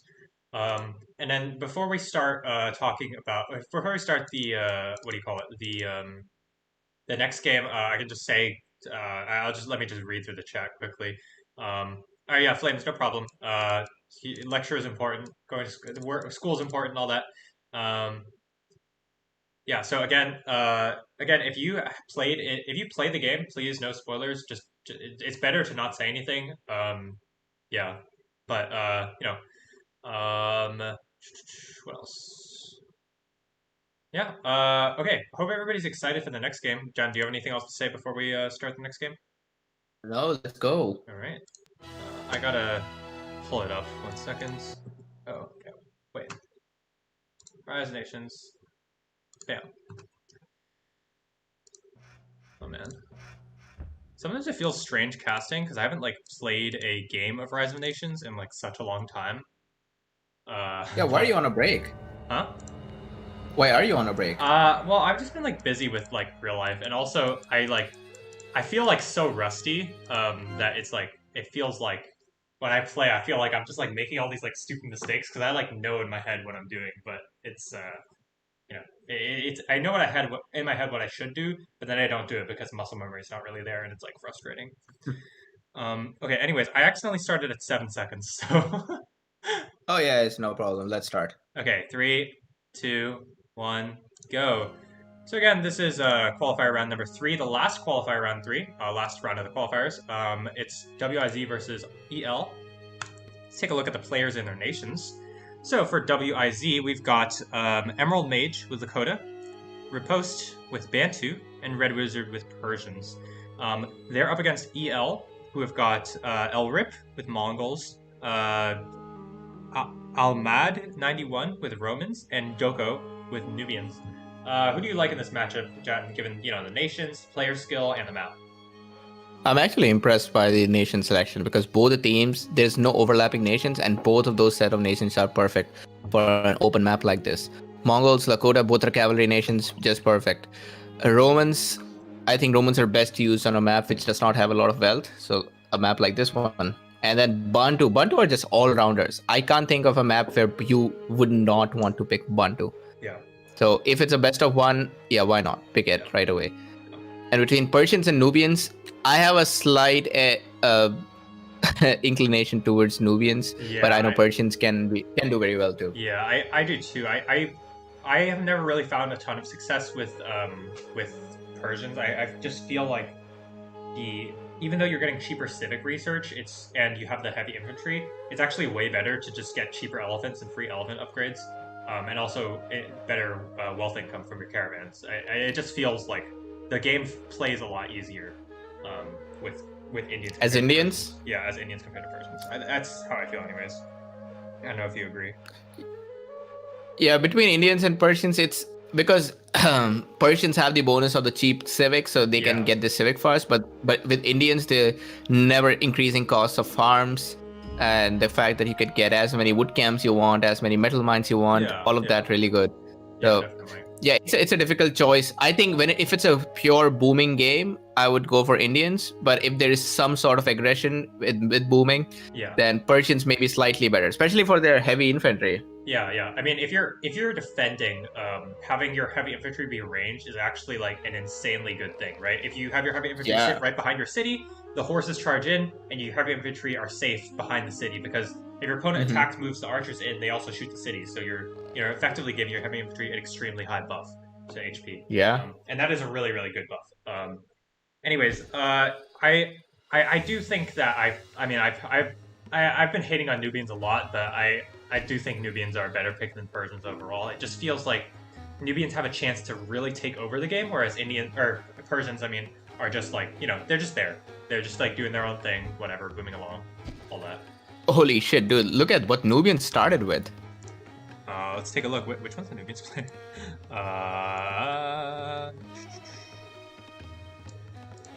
All right, we got the Nubians play with diamonds right next to the market, as well as peacocks over there. That's pretty nice. That's gonna be a really really nice beginning. Having that wood camp, a farm. Yeah, I mean this is 30 wealth income, and Nubians again they have the ability to buy and sell at the beginning of the game. Like, yeah, I kind of emphasize on how strong that is. That with diamonds and another wealth rare and the back, there's also horses. At this right away makes Nubians a tier 1 nation.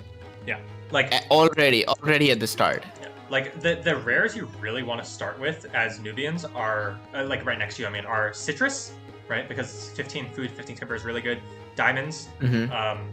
What else?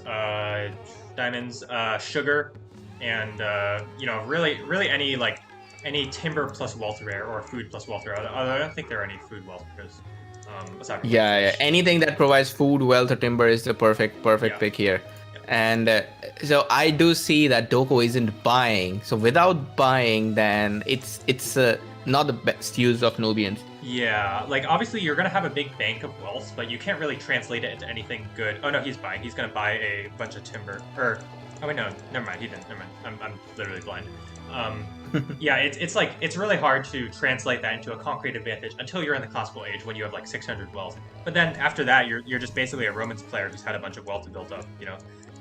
Yeah. So we can go through and see where the players are located because that's pretty important. So I guess we could start off with WIZ. We have Emerald Mage, the blue Lakota player, up on the left side, and then in the middle we have the red Persian player, Red Wizard, and then on the very right side we have the purple Bantu player, Riposte. Up against them we have the white Nubians player, Doko. On the bottom corner we have the green Mongols player, El Rip. And then on the left side, we have the yellow Romans player, Almad 91. What do you think? Who do you think is favored in this city positioning?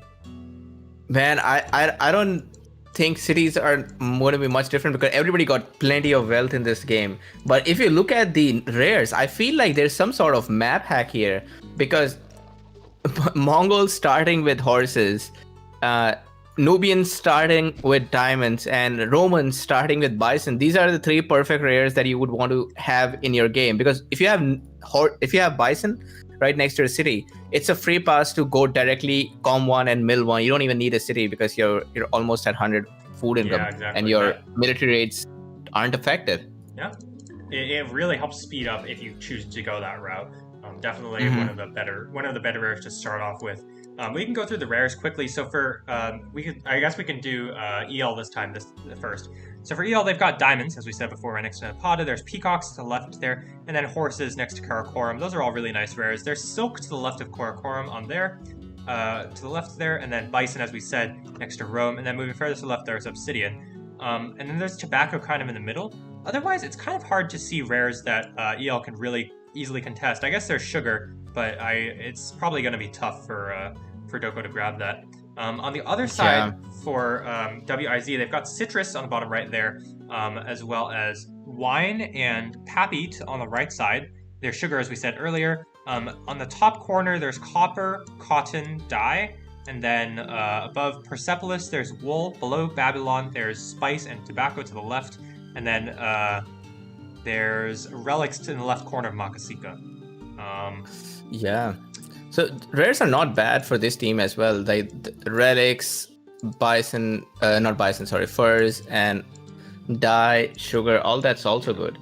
Can you look at white here? So if Doko is watching this, I do want to remind him that he can't be building his library at 6 minutes and not be buying resources, because that's a complete waste of Nubian powers. Yeah, like this is actually really painful to look at, because it's like come on, you could buy so much food here. Just go finish your finish your civic, and then go up to 100 really quickly, and then you have an insanely fast classical age time. Like it's definitely really painful just to watch him float this much wealth. Really awkward there. Does look like Team WIZ is going to be able to secure sugar with the second Bantu city. Nice play from them. This Bantu city is also really protected because of that nice river. That's the city of Sangha. Yeah. I'm at 7 minutes, exactly 7 minutes.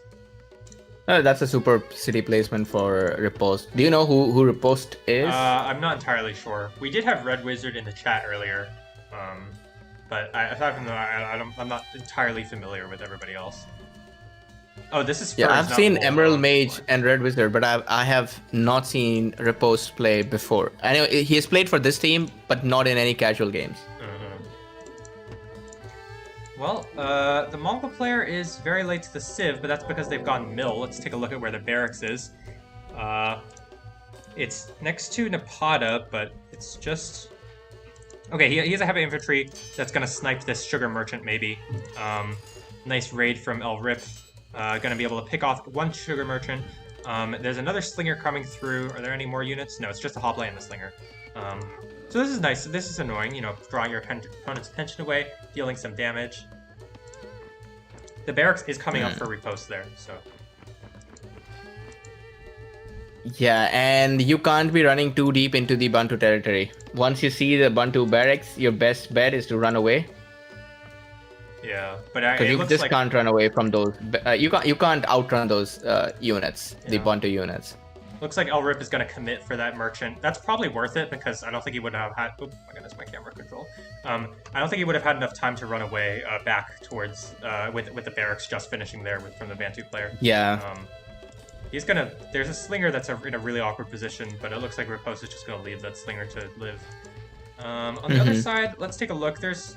Oh, if you look at this, we have the Persian player going to go for Civ2 in Ancient. What do you think about this?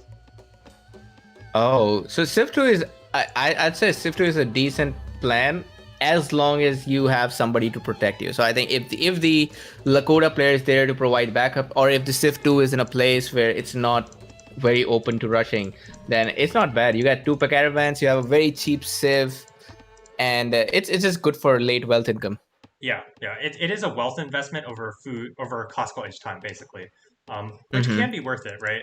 Especially if you don't, get rushed or die or anything. And it is, like, if you look at Red Wizard's position, like, this, like, you're never pushing into this river, right? Like, yeah. Like, it's, like, not happening. He is going to put a city further along. Again, it's a pretty defensive spot. Could get attacked from the right side, but... that's a risk. That yeah, I wouldn't suggest that city from Red Wizard. Yeah. Because the big problem is that he's not as connected to the Lakota player now. Yeah. If Lakota has to help, he has to run. There's a very long route to help, and right now the Mongol player. If I was the Mongol player and I saw a city come up right there, that's a free city for me. Yeah. Let's take a look because not only the Mongol, even the Nubian player can help here, and there's not much the Bantu player can do either. He is separated by rivers. There's mountains. Yeah, it just... I would be surprised if it doesn't get taken in H2. Yeah. If we take a quick look here at the Mongol player, that's a comp 2 with Silk in the Ancient Age. That's a pretty impressive feat. We'll have to see if it pays off for Elrip here, who is already at 155 food income. That's really, really good already. Yeah, no, that's a pretty strong move. I love it from Elrip. Elrip, he's a very good player, generally. Even in standard, he's got a good strength over there. For Nomad, I have seen him play Mongols a lot, and I think it's one of his strongest nations. Yeah, does look clearly doing better than the other tier 1 nation. Yeah, what is the Lakota player up to? It's just like chilling. It's like a pretty slow age time. That is very slow age time, man. 10 minutes 40 seconds for Lakota. Yeah. I guess it's just chilling. it does feel like both teams are kind of content to let the other team just do whatever. Like I haven't seen any raids aside from the early raid that we saw from the mill one from El Rip that took out 2 merchants. Yeah. Aside from that, I haven't seen any aggression at all from either team. Yeah. I thought Emerald Mage isn't raiding because the Roman player has a tower. But if you see, Emerald Mage doesn't even know about the tower. He didn't even try raiding. Oh, yeah. That tower is just out of sight there. It is a little bit, like, this is a little bit of a sus tower. Like, it's like, kind of free gold. And as I say about the no raids thing, we see in the back here, Repost is going to raid Silk, finally dealing some damage. And then on this side, it looks like there were raiders that attempted to raid Spice, but WIZ was able to drive that away. Hold on, where is Spice? Spice is right next to Babylon. That's Red Wizard's second city. Oh, okay, right. I'm at 1124 now. 1124. All right, so let's talk about game plan, right? So what's the win condition of both teams? So clearly, it does seem like WIZ is a little bit ahead, because we saw that SFT2 go relatively unpunished as of now, and they're just kind of just chilling. Everybody's just booming up. But what is the win condition, right? What is WIZ supposed to do, and what is EL supposed to do? In this game, well, it's going to be difficult. I think apart from the only aggressive stance is possible for the third city of Red Wizard. Apart from that, I think it could be a very good boom game. Yeah. Especially, I still see Doko floating 600 wealth, so it pains me a little bit. Oh, a part of me died a little. Yeah. I actually would love to see a Colossus here from Doko. I think because El Rip has Calm 2, I feel like he could be, like, I think it's acceptable to, especially if El Rip's willing to support Doko a bit, like, militarily, I think it could be acceptable for, okay, wait, I was going to say it could be acceptable for El Rip to just, like, to protect Doko until Doko has Colossus. I say that, but then I look at, El Rip's library. He's got Mill 2 in Ancient, so, Oh. Well, yeah, why not? There's no aggression going on. You know what? With the kind of purchasing power Doko has, he could put down a Colossus and Hanging Gardens and still defend himself. That's how much he can do right now. Yeah. And it is, like, pretty awkward because, like, it's unlikely he's going to die straight up to a Bantu player, right? Because his ally is the Persian player, I take it back. I'm getting confused. El Rip is right next to him, who's a Mongol player and can easily rotate over with cavalry, whereas the Persian player can't punish El Rip for not being there because he's the Persian player and he just wants to move. So, Oh, I see knowledge incomes. Let's compare the knowledge incomes here. Yeah, sure. So we can start with EL, I guess. So we got El Almad is a Roman player with 45. The El Rip with 0. Doko with 40. 45 now. Repost with 20. No universities. Red Wizard with 66 and no universities. Or no scholars at all, just a single university. And Emerald Mage with 80. Whoa, that relics is pretty huge. So these guys have got great knowledge rares and library rares. Yeah. On their side. Where's relics? It's somewhere back here, right? It's near Lakota City, the first city. Oh right, yeah. Sorry, I'm thinking of the last game. Yeah, that relics. So that's a problem when you don't raid. When you don't raid, you don't even see the opponent's rares. There are sides that's completely unexplored for the Lakota, so the other side doesn't even see relics. Yeah. That is one of the strongest rares to have if it's going to be a long game. Yeah, definitely. That early knowledge boost means a faster medieval. It means a faster science 3 and calm 2. It means a faster mill 3 if you're going for for army early on or need a population. This is a stable here in the back for Emerald Mage, who's already raiding with the horse archer, although it did get picked off. Whoa. Dude, are you saying red? I think he has a plan. Red? What's up? He's got a single siege, some war elephants. What's he up to? Yeah, looks like he's going to 2 sieges. We do see Despot from El Rip and a Colossus being dropped on El Almad. Let's take a look at what the Lakota player's up to. Lakota player actually has a terrible eco, only 124 food. What the heck? Where's all his eco? Oh, yeah, that's not very good. We have a raid in the top right corner from Doko, who's raiding wine. This is a nice little choice. You know, we saw this from I think 2 games ago. Just light horses just being annoying, because I can't really get chased down by anything other than light horses. So if your opponent doesn't have enough light horses, you just run away. Yeah, no, that's a good raiding strategy from Doko, and I think he's getting back in the game. He's used up his wealth. He's got a decent eco. I would still wouldn't say he's not as good, doing as good as Riposte, but just fine.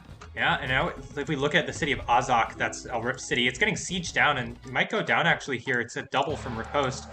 Doko has a couple units here. He's got some infantry, but it's really hard to fight these elephants without any bribes. So the city is in fact going to get taken by Red Wizard. Oh yeah, none of these guys have senators that can bribe. Yeah, I mean that's really bad. I think Doko really needed some more army, and I think yeah, El Rip only now just has his despot here. It looks like he just boomed a little bit too long. He was setting up for a very good aggressive push, but in the end, he didn't have enough production to really deal with the combined Bantu and Persian army. Oh man, these guys. So this is Rip's fault that he did not scout red. This is just general awareness in the game. You always want to be scouting, especially when you're going for these risky build orders, going military 2 in H1, commerce 2 in H1. You gotta keep scouting. Yeah, definitely. You can't be blind to your opponent's strategy. Yeah, like I think the game is actually really different if El Rip just sends his general over here, ambushes, and scouts the siege factory. Like that, the game is incredibly different because he knows, okay, I actually need a tower up.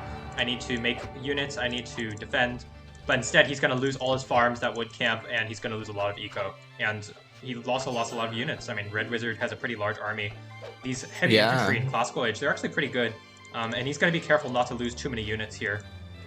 Let's take a look at Riposte. Riposte has actually gone Commerce 2. I'm not really sure when he snuck that in. He's at 100 knowledge income, and then Red Wizard's only at 56. Lakota player's at 95. Romance player is at 75. Then Rip is at 20. And Doko's at 9. Ah, damn it. Yeah, Rip kind of messed up there. Yeah, he really he was doing superb. He was doing superb all this time.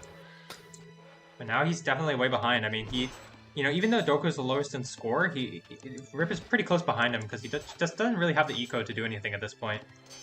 Yeah. He has 3 cities, but he doesn't have enough caravans.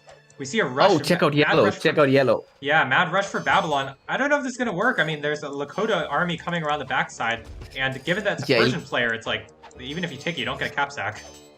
Yeah, and he'll get sandwiched. Yep. He'll just end up getting sandwiched. He is about to get sandwiched. The question here is if the other side will go back to take Azak. The city is assimilated. Looks like hopefully they go back for Azak, man, because this is the perfect opportunity for them. Yeah, Yellow is sacrificing himself. They are going to charge in. We see Doko and El Rip marching in. They're probably going to be able to take it back, but I mean, the city was completely ravaged. There's nothing left here. No farms, no woodcutter camp. The only thing left is a temple. Yeah, but for Red Wizard to be crippling the other side's tier 1, that is a big deal. Yeah.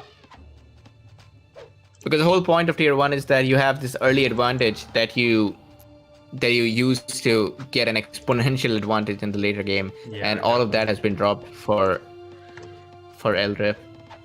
Yeah, it's pretty awkward. It's a pretty awkward game now because I mean, what are you supposed to do? Doko has gone Science 2 in Medieval, which is kind of a yikes. Oh, if you look here, there's a pretty risky move for a Rip, but he's gonna go on an army raid with some heavy infantry. What do you think about this move? Raiding is fine, but I think you should not be taking infantry with that, especially not that deep in the territory. He's going to lose all the infantry, and if he's not careful, he'll lose the cavalry as well. Yeah, he's going to force march out of there. He's running into a river. Really, if he had cut right approximately 5 seconds earlier, he probably makes it out and back to safety. But now it's really awkward. He's just like kind of running in circles. There's no real way to get back safely. Right. On the top side, we see a light raid from El Rip on Cotton, but he's just gonna leave those merchants alive. He killed one, and he was like, "I'll have mercy on the rest of you." Yeah, that's it. That's it. Yeah. I don't get paid enough to take out 3 merchants. And so now El Rip is like in a really awkward position where he's running away from a Bantu player with more units. Like you can't run away from a Bantu player; the infantry just outrun you. Yeah, so... no, that's why those infantry are dead, and he'll have to think whether he wants to continue this using this despot to run away, or maybe kill the despot, let this raiding cavalry somewhere, and bring the despot back into his home city. Yeah, for I mean, I think more he aggression. needs to split his army right now, because right now he's just bleeding units. He is going to try and refortify the city of Azak. Let's take a look at Red Wizard. Red Wizard has aged.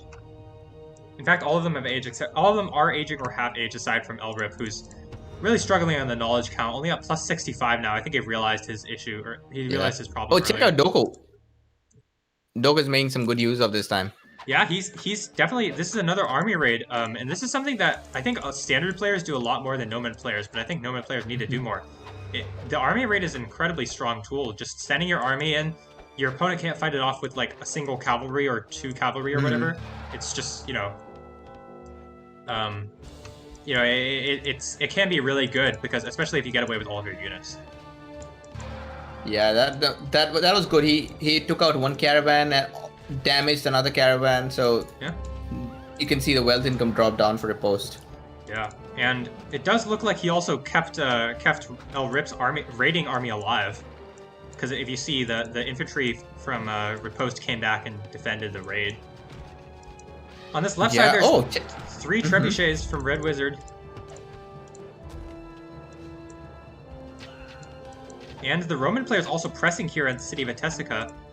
It looks like the Lakota player lost a fight because they don't have much population. Yeah, and that's a very tiny army from Almada. I would think that whatever Lakota player has right now and a senator trying to bribe should be enough to repel this army. Yeah, he's just getting Archer upgrade right now, and it looks like he doesn't quite have enough production. And it does look like Red Wizard is going to be able to roll over the city once again.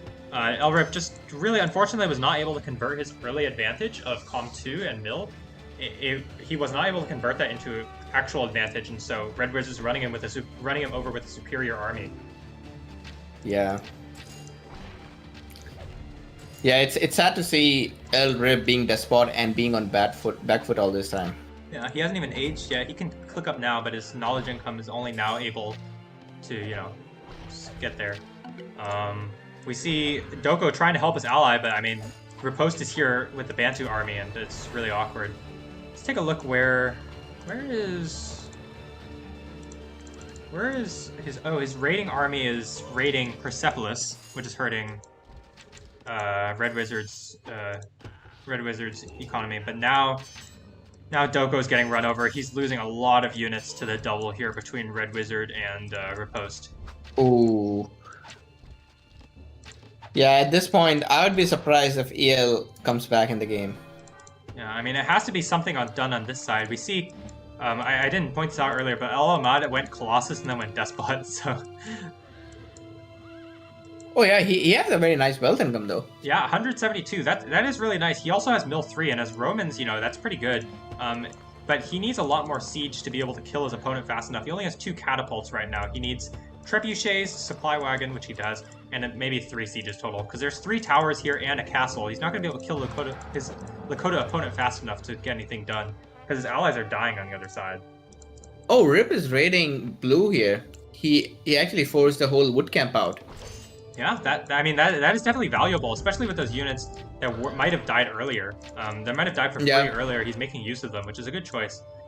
Rip is definitely struggling for eco though. He's like for eco and knowledge and army. He's floating a lot of resources, but he needs to get something together. He needs to make sure that Doko doesn't lose too much, because otherwise it's going to be too late, even if Al Ahmad kills this side. Yeah. I feel like if Elmad is left alone with blue, he will kill. Yeah.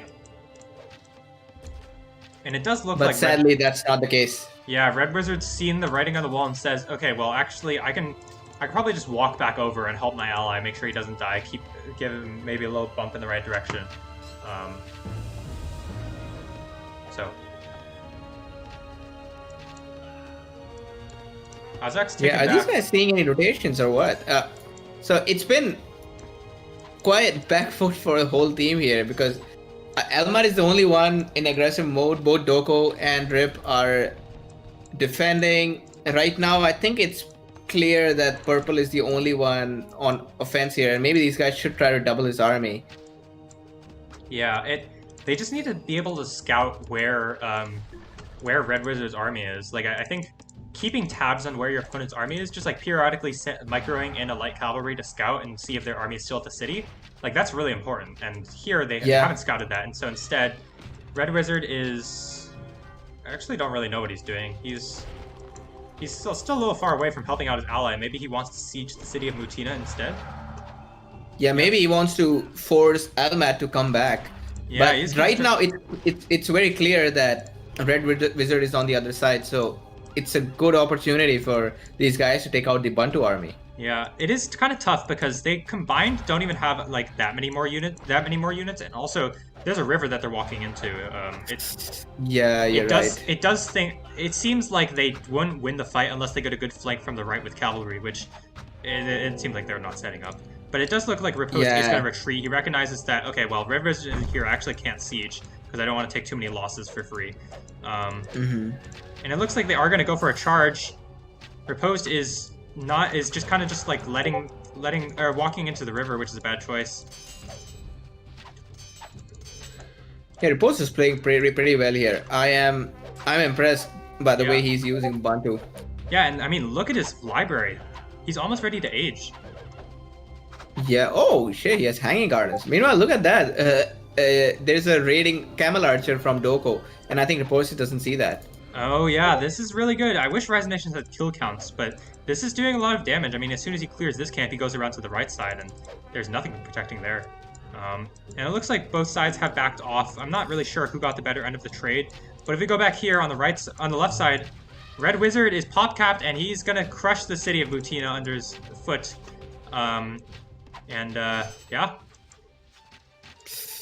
Yeah, that looks like over for Almad. I have to give props to Almad that he was fighting the Lakota player and actually winning there.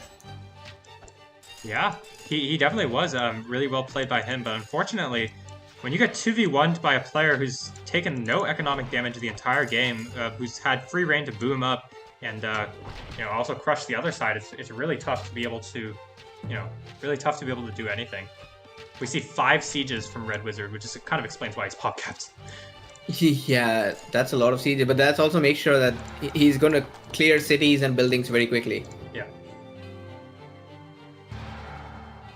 I just realized these guys also had Pappy somewhere at the back. Yeah, it's on the right side, next to 1.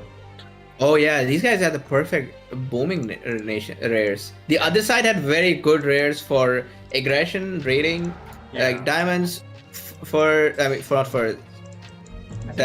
Horses, silver, peacocks, all of that is good for not long-term game, but could be very good for early raids, early aggression.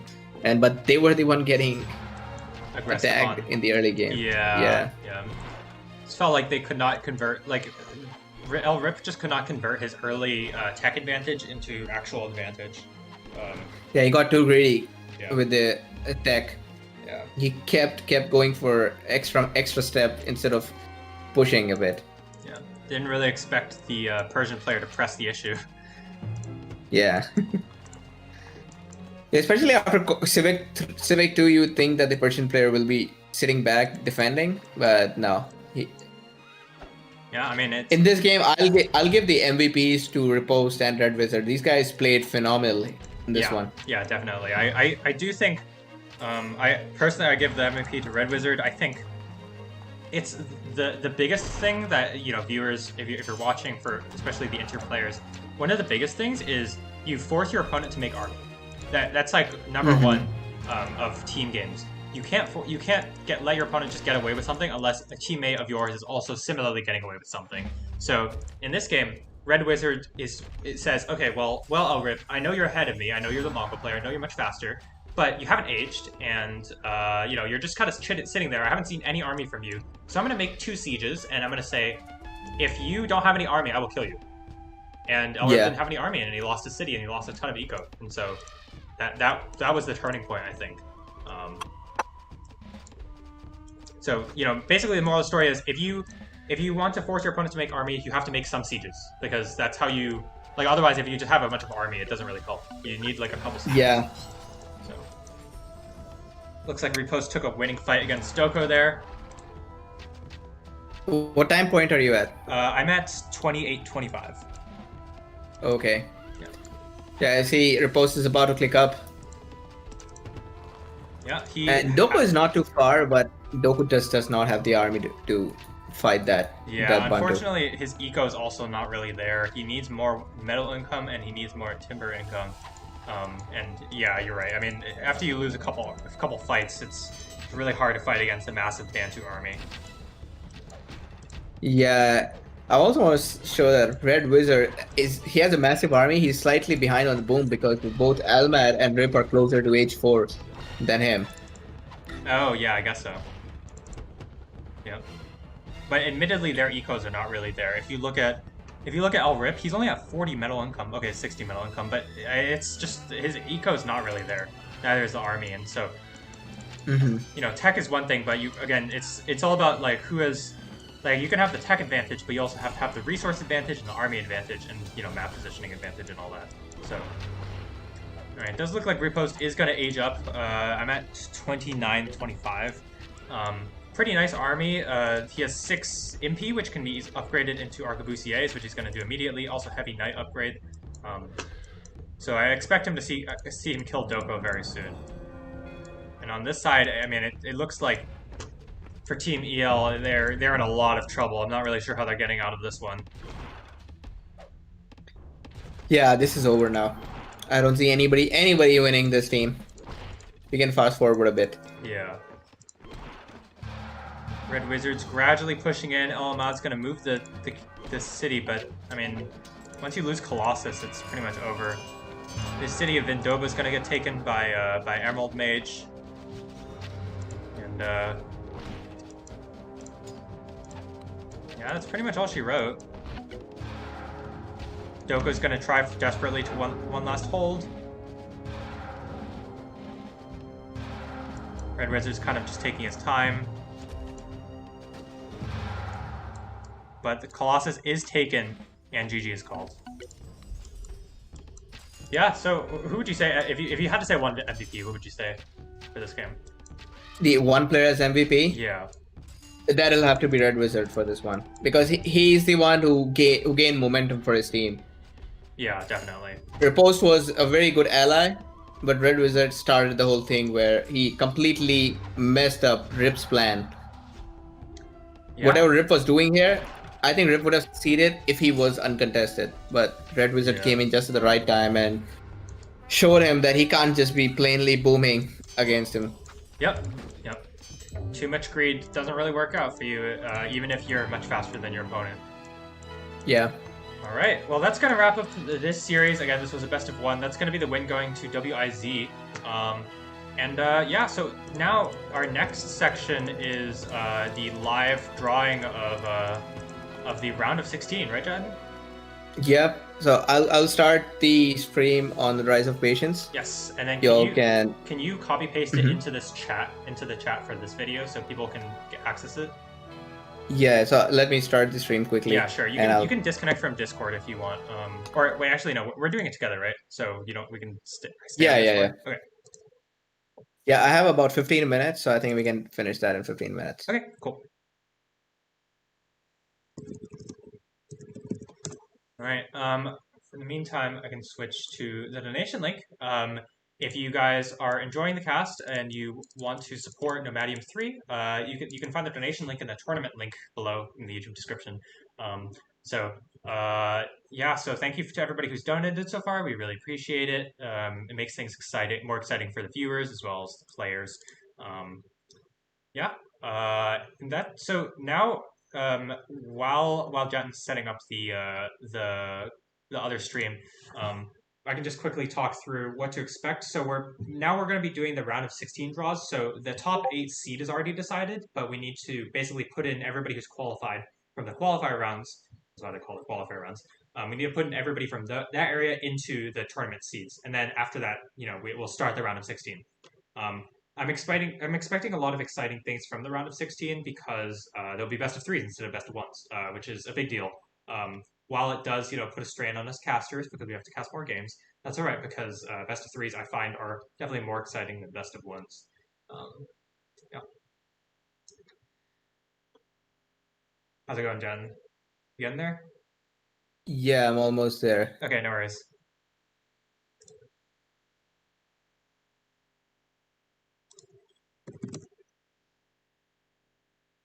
Flames, if you're watching, you're welcome to join. We're in the 5-man chat, 5-man squad. Yeah, Flames, if you want to talk to us about some predictions, which teams, which groups are good, and some commentary about the overall scheme of things, yeah, you're free to join us. Hey, Flames. Hey, guys. Hey, man. Welcome to the stream. For those of you who are just joining, we're about to switch streams really quickly. John's just setting up the stream momentarily, so as soon as that's done, he'll send that link in the chat, and then please click on that, and then we'll be over and doing the live draw for the round of 16. So stay tuned for that. We're just waiting on that. In the meantime, Flames, how have you been? I'm good, man. How about you? I've been solid. I'm a little tired because that was like the 5th game I've casted today. Yeah, man. I can imagine. It's all right. I mean, yeah, thanks a lot, Pierre. I'm glad you did it because no, I wasn't available today. Yeah, it's all good. It's all good. They were all like last-minute games, right? They were all last-minute games. Yeah. I guess telling people that they'll be dropped out of tournament does work in getting everything sped up. Yeah, I guess so. Yeah, some peer pressure. Yeah, I guess so. All right, I have started the stream. Okay. I'm going to paste the link right now. So again, we're going to be switching to the Rise of Patience YouTube channel to do the live cast or to do the live draw of the round of 16. So this stream will end. For those of you who aren't sticking around, thank you so much for watching. We hope you enjoy it. I'm ASE the Pair, as always. I was joined by I was joined by Jatin for the last game, and then we were going to have Flames as well for the round of 16 draw, which is going to be exciting. So please hop on for that stream. Again, Jatin is going to send that in the chat, and you can also find it if you just search Rise of Patience on YouTube, you'll find the live thing.